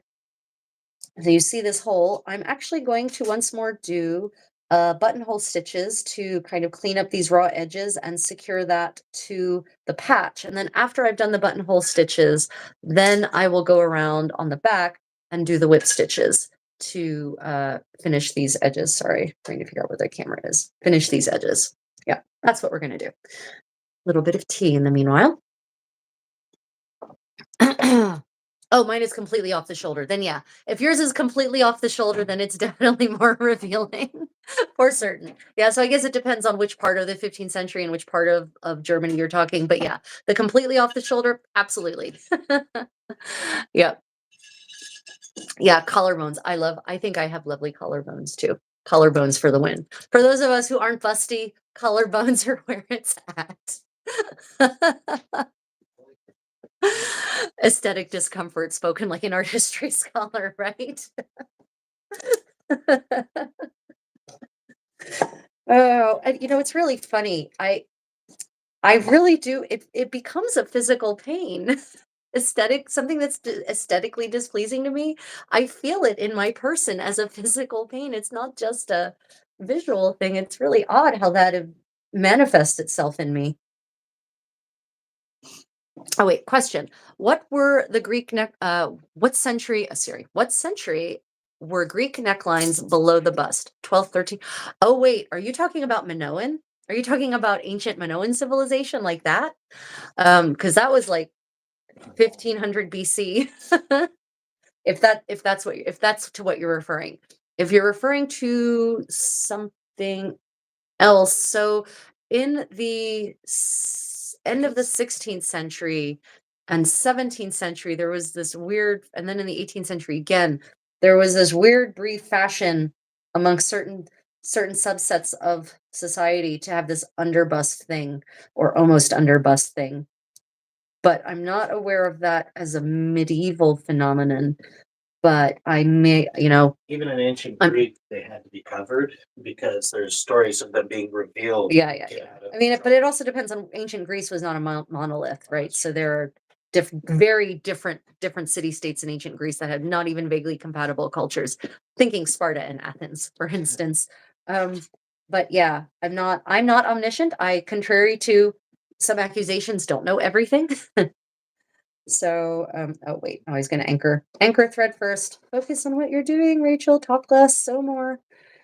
Sorry, everyone. So first, you should always, for those who are baby beginner hand sewists, and there's a reason we don't use the word sewer because it's spelt the same as sewer.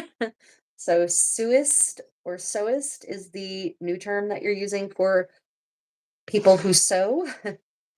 um, so you always want to anchor your thread first. And you can do that in various places. For the purpose of this one, I'm going to anchor it on the back. And now I will bring my needle to the front and to the serious business of finishing off this jagged hole thing. Now, granted, this is going under my armpit. I don't have to make this as pretty as a patch that might be seen somewhere else. So I'm probably not going to make it devote as much attention. I'm probably just going to do a straight up whip stitch because, yeah, unless there are some very fetishizing people, I don't think I'm going to have anyone looking at my armpit in the smock. Ooh, nothing like a smock covered armpit to titillate people. Right. You gotta Now I've got to do it now. Great. Let me see. What are you making? So I am actually fixing, so I'll just show them quickly. This is a 15th century undergarment, like the one that you can see the sleeves of and the neckline of here.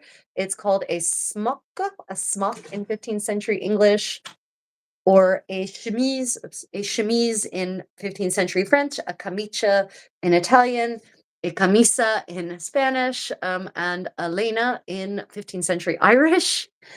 Yeah, has all of those names. It is the foundational undergarment of the Middle Ages for pretty much all of the Middle Ages. Takes different shapes, but the idea is still the same. You have this linen undergarment against your skin, and that's what gets laundered, not the over thing, because it's the under thing that actually gets smelly and dirty and all of that. So I'm just patching up. I've developed, as I want to do with my high impact medieval lifestyle, I have developed a hole in the armpit of this smock, and I'm just going around the hole. I've applied a piece of fabric on the back, a patch, and I'm going around the hole and whip stitching the loose threads to catch them up so that will be a little bit neater. And then I will go on the back and basically use thread to glue the patch to the actual body of the smock. And I, once again, did not wash my hands before commencing today's thing, which means all of this white thread is getting all of the kind of oils and detritus from my fingers on it. Lovely. Oh, well, so let that be a lesson. When you are working with white fabric or especially white thread, you should wash your hands, because even if you think they're clean, they're not as clean as you think they are. The oils on your skin pick up a lot of detritus from everywhere, and there's always detritus, and that will become grime on your white garments, especially when you're hand sewing and you're using your fingers to clench everything in place, right? I'm using double thread here because more is more in this case.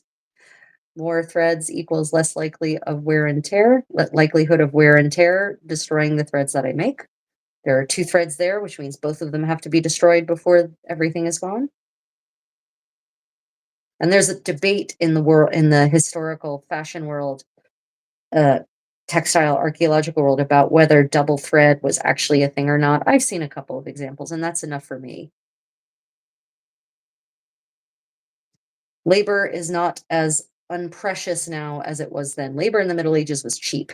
Materials were expensive, labor was cheap. And you can tell that when you read inventories and expense accounts and you compare the cost of the fabric to the cost of the labor, because it's always accounted separately, right? It's never just one. It's the accounts will say something like 3 lira for silk or 3 lira for wool for a gamurra, and then no, 3 florins for the wool for a gamurra, the larger thing, 3 lira for the sewing of it. right? So it always breaks that down, materials and labor, and the labor is always so much cheaper than the materials are, which is the exact opposite of what it would be in today's world for the most part. You know, even for these really complex garments with long seams, it's just labor was just not highly valued. Not like the materials were anyway. Do you shave? Yeah, okay. I'm not even gonna answer that. Aesthetic discomfort sounds like the sewist versions of dysmorphia. Yeah, it is a little bit. I agree with that assessment, Elena. Um, wow, I was over 12,000 years off. Well, no. Did I say 15,000 BC? 1500. 1500 BC. So not so you were off by 3,500 years? Or no, ancient. So yeah, 1,700 years. Yeah, if you're talking about the Minoans, that is on Crete, the women there. Yeah. Well, we call them Minoans, and that's our name for that culture. That's not what they call themselves. But yeah, that's 1500 BC-ish. With a couple of centuries around that period. If you all have not been to Crete and you've not been to Knossos, the archaeological playground of Sir Arthur Evans, I recommend it, but do not go expecting to see an authentic reconstruction of an ancient Cretan palace. I found out after I went there, or as I went there, that Sir Arthur Evans, like Heinrich Schliemann, basically destroyed what was there by rebuilding the ruins of Knossos in what he thought they should have been, based on nothing, by the way, because we didn't have that many ruins intact to inform his interpretations. And then, so what you're seeing there is not ancient Knossos. It is Sir Arthur Evans' vision of ancient Knossos, which is highly, highly suspect, sadly. And a lot of his assumptions back then have since been demonstrated to most likely be very, very incorrect interpretations. Okay, so there we go. I've caught up all of those rough edges there, and trying to think, we've got some fuzz here. I think I'm just going to trim that instead of going back around. Some little frayed edges. Great. And now I'm going to bring my needle back under to the back side where we will continue this process. And so now I think I'm actually going to go ahead and round this patch out a little bit. I'm just going to trim some of these edges so I don't have to do quite as much stitching to finish this off. Now that I've decided I'm not going to turn it under, I'm just going to whip stitch it down. I don't need as much excess. And this is actually a fustian, a heavy fustian, this patch. It is also a linen cotton blend, which was also billed to me as being 100% linen, but is also not 100% linen. But it is a fustian, and fustian is absolutely an authentic medieval fabric used for utilitarian purposes, because it was widely acknowledged that cotton had certain properties, wear and tear properties, that were superior to linen. And so mixing the two fibers could give you a superior fabric for specific applications, such as arming garments, such as working garments, that kind of thing. So there are a lot of arming garments, like there are a lot of pourpoint or farsetti like this that are made out of fustian, or that are lined in fustian, or that are interlined in fustian. And by a lot, I mean in the inventories. We have exactly 2 of which I'm aware that have survived in any kind of state. Let me see. You remind me of the Victorian era. Thank you. It's actually 400 years before the Victorian era, in the 15th century, the 1470s. But you are right, it is definitely historical. And I have often been accused of living in the Victorian era, so that makes sense. What am I making? I'm working on a patch for this smock, a garment very much like this. This is where we get to the maintenance part of living history, because once you make a garment, that's not the end of its life cycle at all. Do you always double your thread? I do generally always double my thread. The exception is when I'm doing top stitching, especially stab stitching. Then I usually do single thread because it's harder to control the double stitching. Anyway, yeah, I generally always do double stitching. Let me see. Makes sense as we have machine-made materials now. Yeah, absolutely. But it wasn't even, so here's the funny thing, Elena, that's in response to my comment about labor versus materials. So even it's not even about that. Yes, the increased labor of the manual labor was part of the expense of the added materials, but it was only a tiny part. It was literally the raw materials that were considered expensive. So it's even at the most fundamental level, the raw materials themselves are considered more expensive. Even not so much the labor that was involved in turning those raw materials into a finished product. It's still a bias against the value of human labor versus the value of the materials themselves. Interestingly, now granted, that bias decreases after the Black Death.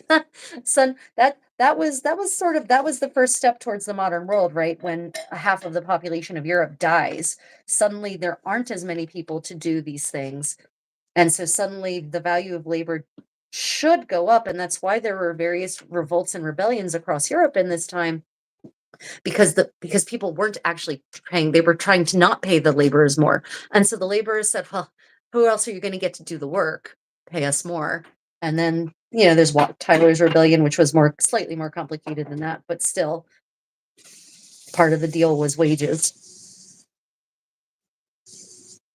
Let's see. Do camiches have underarm gussets? Yes, nearly always. Camiche nearly always have underarm gussets.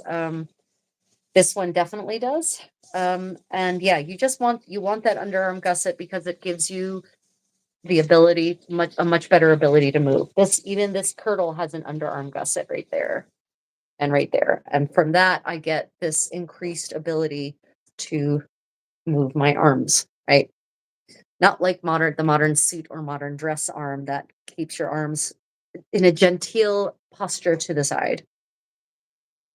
Okay, about to run out of thread there, so I'm just going to put a little knot in this, bury the needle, and rethread. Mew. Come on, Chimmy. Come on, baby. Here's my little tiger, one of my tuxedo kitties. This is Chimmy. They can see his face, not just his butt. This is Chimmy. Good baby. What you doing? What you doing? Yeah, I know, Chimmy. I don't know, where's your suckle pillow? Oh, it's over there on the floor. So Chimmy and his sibling Tommy and their adopted sister Nabi all lost their mothers when they were still nursing kittens. And so they all have some kind of suckle reflex. So Chimmy has a suckle pillow and Tommy has a suckle blankie, and Nabi, she has a fleece blanket that she enjoys pretend suckling on like she's still nursing. So this is Chimmy feels that it's now his time for his suckle pillow, which is why he's on my lap like this. Yep, Elena, sorry. I know you said CE, but it was BCE. Yeah, for certain. Hi from Australia, just having lunch after working on a 15th century arming doublet this morning. Love your videos. Thank you for joining us this morning. Your arming doublet was it the French style, the Italian style, English style, German style, Portuguese, Spanish? What style was it? Defunct, which is a fascinating choice of names. I really enjoy making arming doublets because it's such a fun bit of padding and tailoring. The complexity is very interesting to me.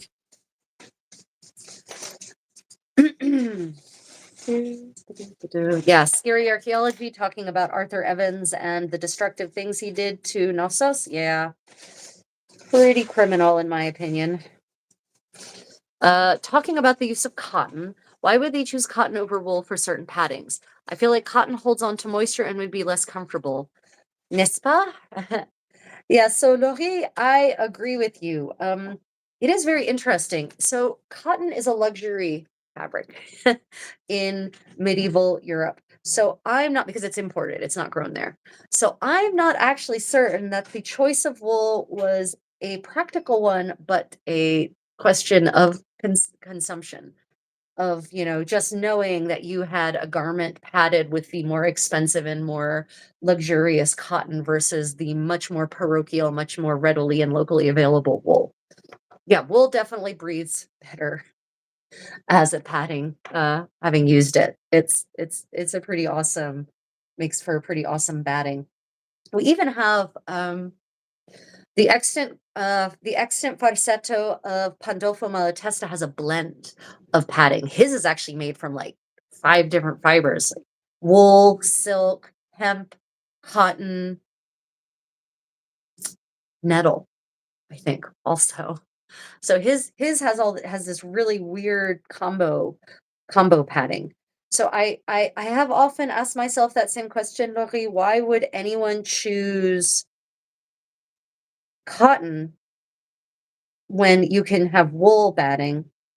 And the thing I came down to, oh wait, no, I have another idea on that now that I say that aloud. If the garment was meant to be washable,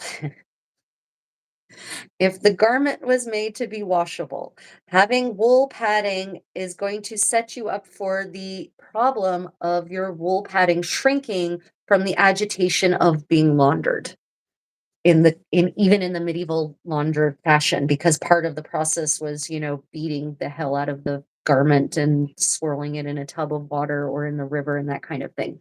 So it might have been a question of whether the garment was made of the kind of materials in general that could be laundered. So if it was made of fustian instead of wool, or if it was made of silk, then maybe they were thinking in terms of washability. Because I will tell you that even when you wear a linen undershirt under your arming doublet, um, when you fight in it, when you engage in combat or even combat training in your doublet, you will sweat through your your smock, your shirt, your chemise, and it will eventually make your arming farsetto smell very ripe. And medieval people were not numb to bad smells. They didn't like things that smelled bad, no matter what modern people or the Victorians want us to believe about medieval hygiene. So it wouldn't surprise me if maybe cotton was chosen for garments that were meant to be laundered versus wool, which would face the issue of the shrinkage from the agitation, is a thought I just had. Anyway, all theory. Underarm gusset is part of my first attempt that I hacked up the worst of everything on the garment. Yeah, so these underarm gussets, they are tricky. They really are. Gussets and gores, it seems, anytime someone says, oh, geometric construction, so easy. Is it? Is it? Have you ever made an entire garment made out of geometric shapes? It is not that easy because everything has to line up perfectly. Yeah. Underarm gussets in general, gores in general, a real challenge. Oh yeah, Chimi's pretty cute. Chimi's a real sweetie. He really is. He's my sweet baby. He has been very good about adopting little Nabi and treating her just like one of the family. They groom each other all the time. They play fight. They cuddle up and sleep together. It's a real cute fest over here. I have a whole Kitties of the Palace channel for anyone who wants to follow their adventures. Uh, Girls Gone Wild, you're a doll. Oh, thank you. I will accept the compliment of being called a doll. My skin is kind of porcelain-like, so that kind of fits, I guess. Um, I house sat for an orange cat who suckled on my sleeve cuffs. Oh, yeah. So usually that's a sign that they lost their mommies when they were too little. And then they never received the pheromone that would actually stop that would cut that behavior off chemically, actually. Going Green Mom, hello, welcome to my live stream. Thank you for joining. And as usual, if you're enjoying this, please remember to hit that thumbs up. If you have any questions, do pop them in the chat. I just finished one column of adding stitches to my I-cord gap. Very cool. Very nice. Congratulations, Lane. It feels good to accomplish things. You actually get something done. It could be that the wool is just itchy. So I've actually made arming hosen for my condottiero with the wool padding on the inside, and he's gone again, or I would have him bring them and I would show them to you. The wool was not itchy, actually. Wool, if it's processed properly, shouldn't be itchy because even in the Middle Ages, they understood ways of processing it in such a way that it would minimize the effect of those burrs that are on the fibers.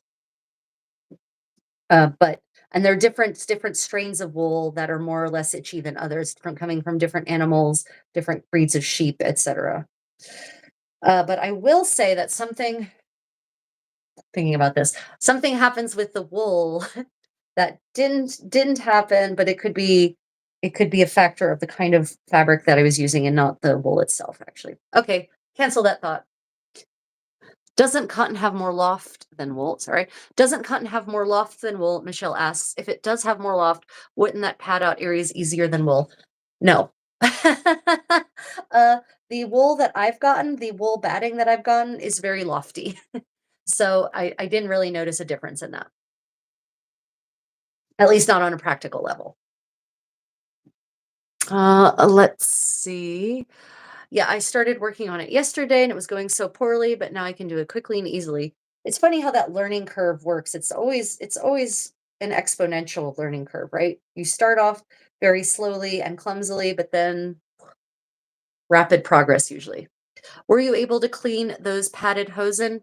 I'm curious because I'll be working on a padded garment for a friend. Yes, we wash them regularly, in cold, on delicate, or the hand cycle. But the thing I was about to mention is that because of that, though, much chunks, pieces, bits of wisps of the wool padding have come out the front from the washing process. But I'm pretty certain because I'm using a perpignan, it's actually the same wool as this. Um, and it's got a natural stretch to it, so it's also not tightly woven. So it actually has lots of gaps for you can actually kind of see the light right through it, right? So it has lots of gaps for padding to come out through it. And but the reality is that if you're making a padded garment like a farsetto, and I didn't know that when I made these hosen all those years ago, is that you should always have interlining, basically framing the padding. So you've got your lining, interlining, padding, interlining shell. So you've got 4 layers.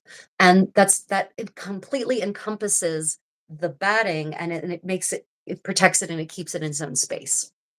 Yeah. But make sure that any padding you used is either pre-washed or pre-shrunk, or you will definitely want to only ever hand wash it thereafter. Caveat, I've got to look up the Latin word for sewist. I don't know that word in Latin. Yeah. Let me see. Uh, your farsetto, back to the arming garment based on the pattern of Charles de Blois Pourpoint. Oh yeah, that's one of my favorite garments to sew. It's so fun.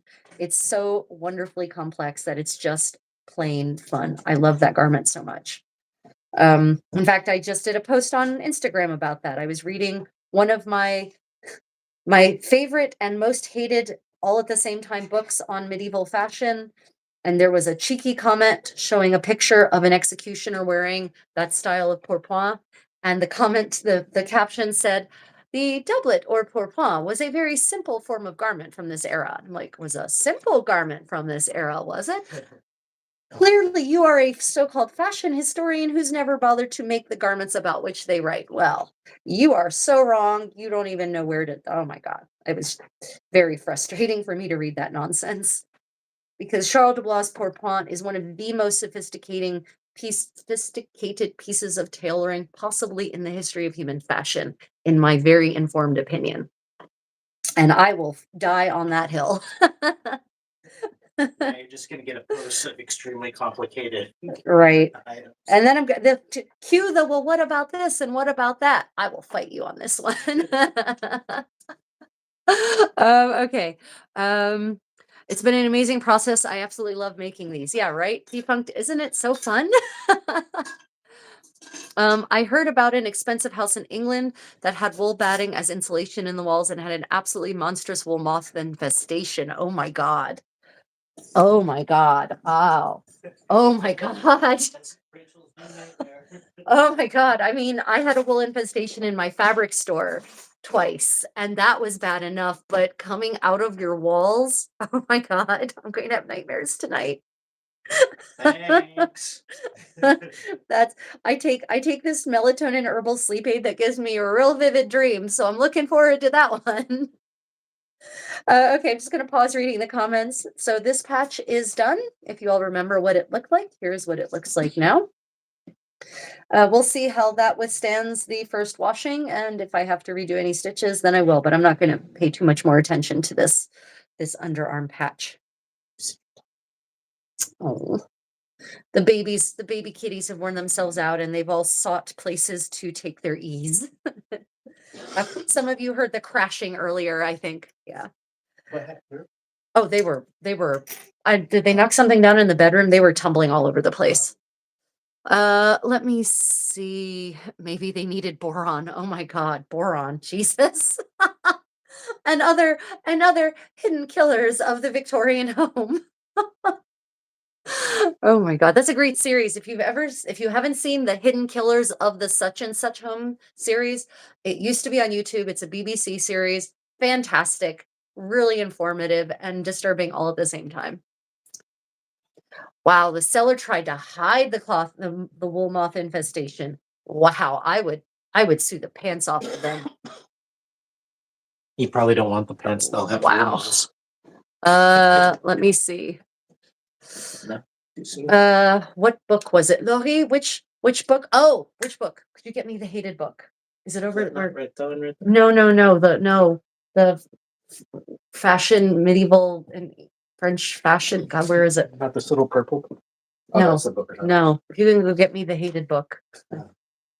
Oh, let's take a walk over to my library, shall we? Okay. My slightly reduced but still also randomly growing library.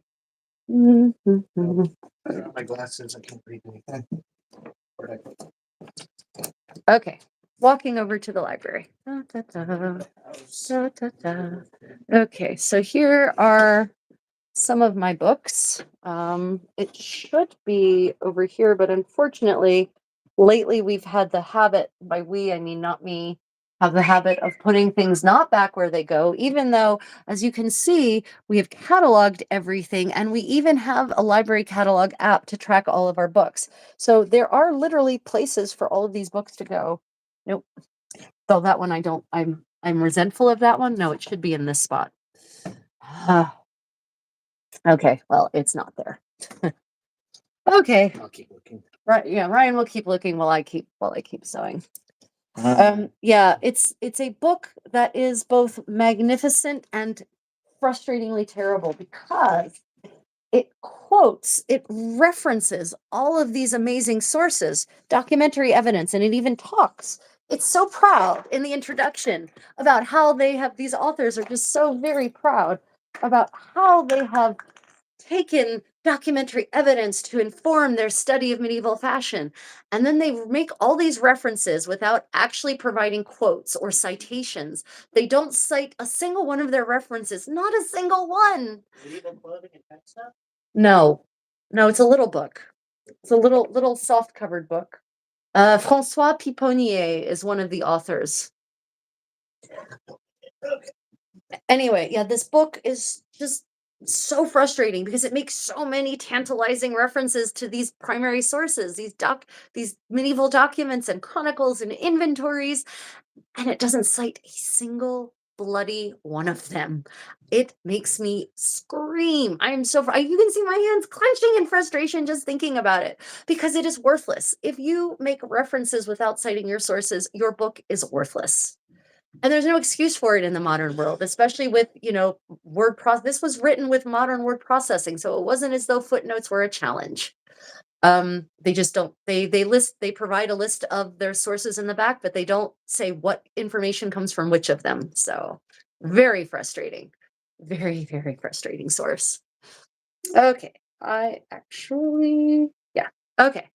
We have, let me see, that uninformed author nonsense. I think it might have been an editorial mistake because it wasn't repeated, but an early book of the Wheel of Time series had some knitting turning into embroidery. Oh, goodness. Let me see. They sell wool here. It is often the choice of van lifers when doing van builds. Oh, wool. I'm sorry. Going Green Mom, using wool as the insulation, you mean? I mean, wool, like I'm all about green choices. And until you mentioned, Elena, until you mentioned the wool moth infestation, it never would have occurred to me that maybe there are reasons not to do that. Oh my God. Um, wow. Oh, wool insulation. Got it. Yeah. Okay. Yeah. Sorry, I had to get down through the thing.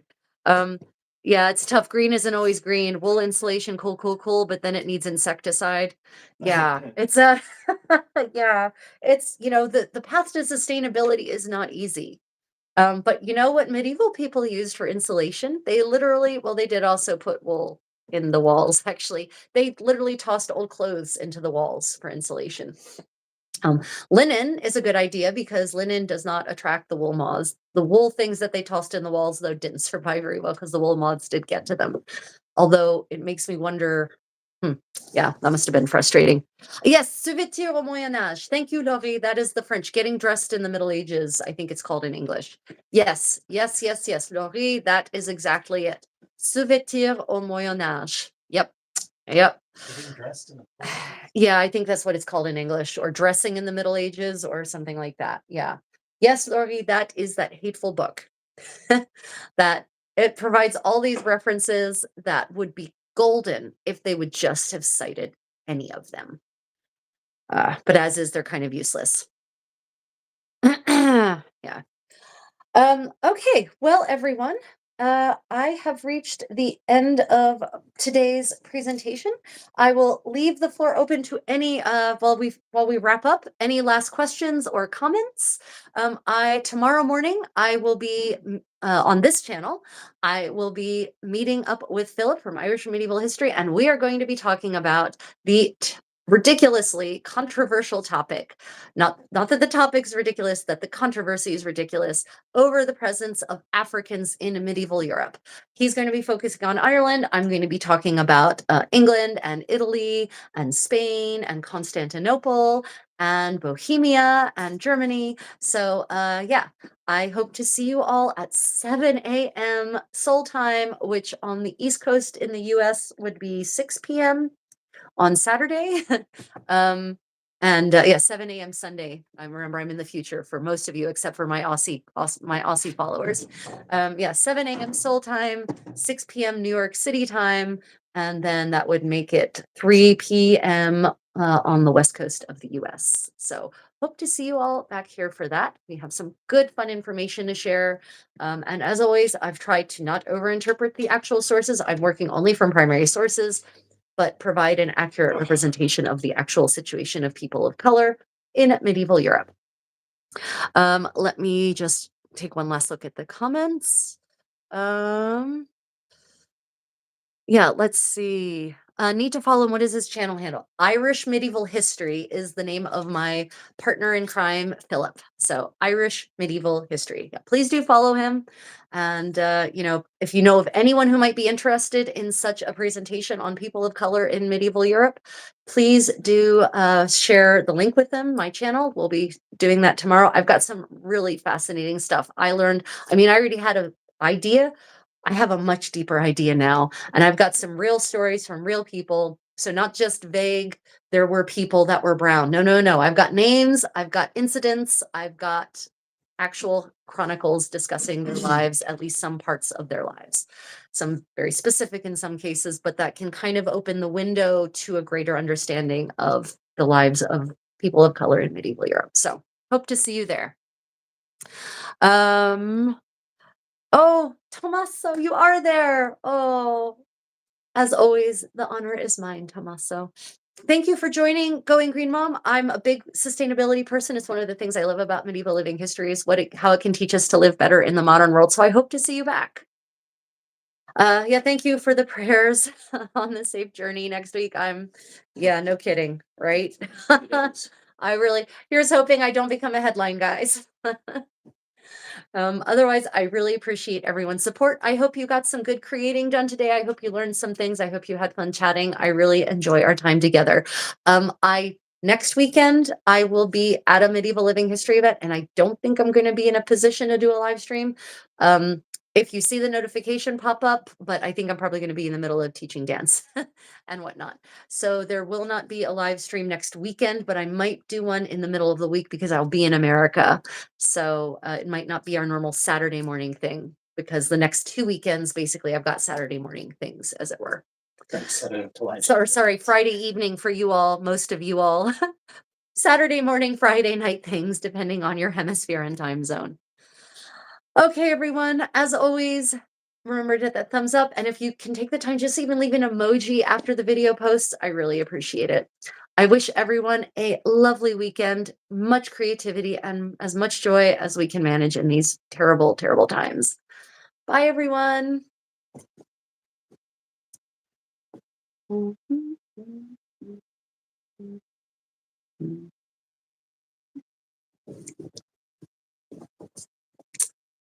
Oh.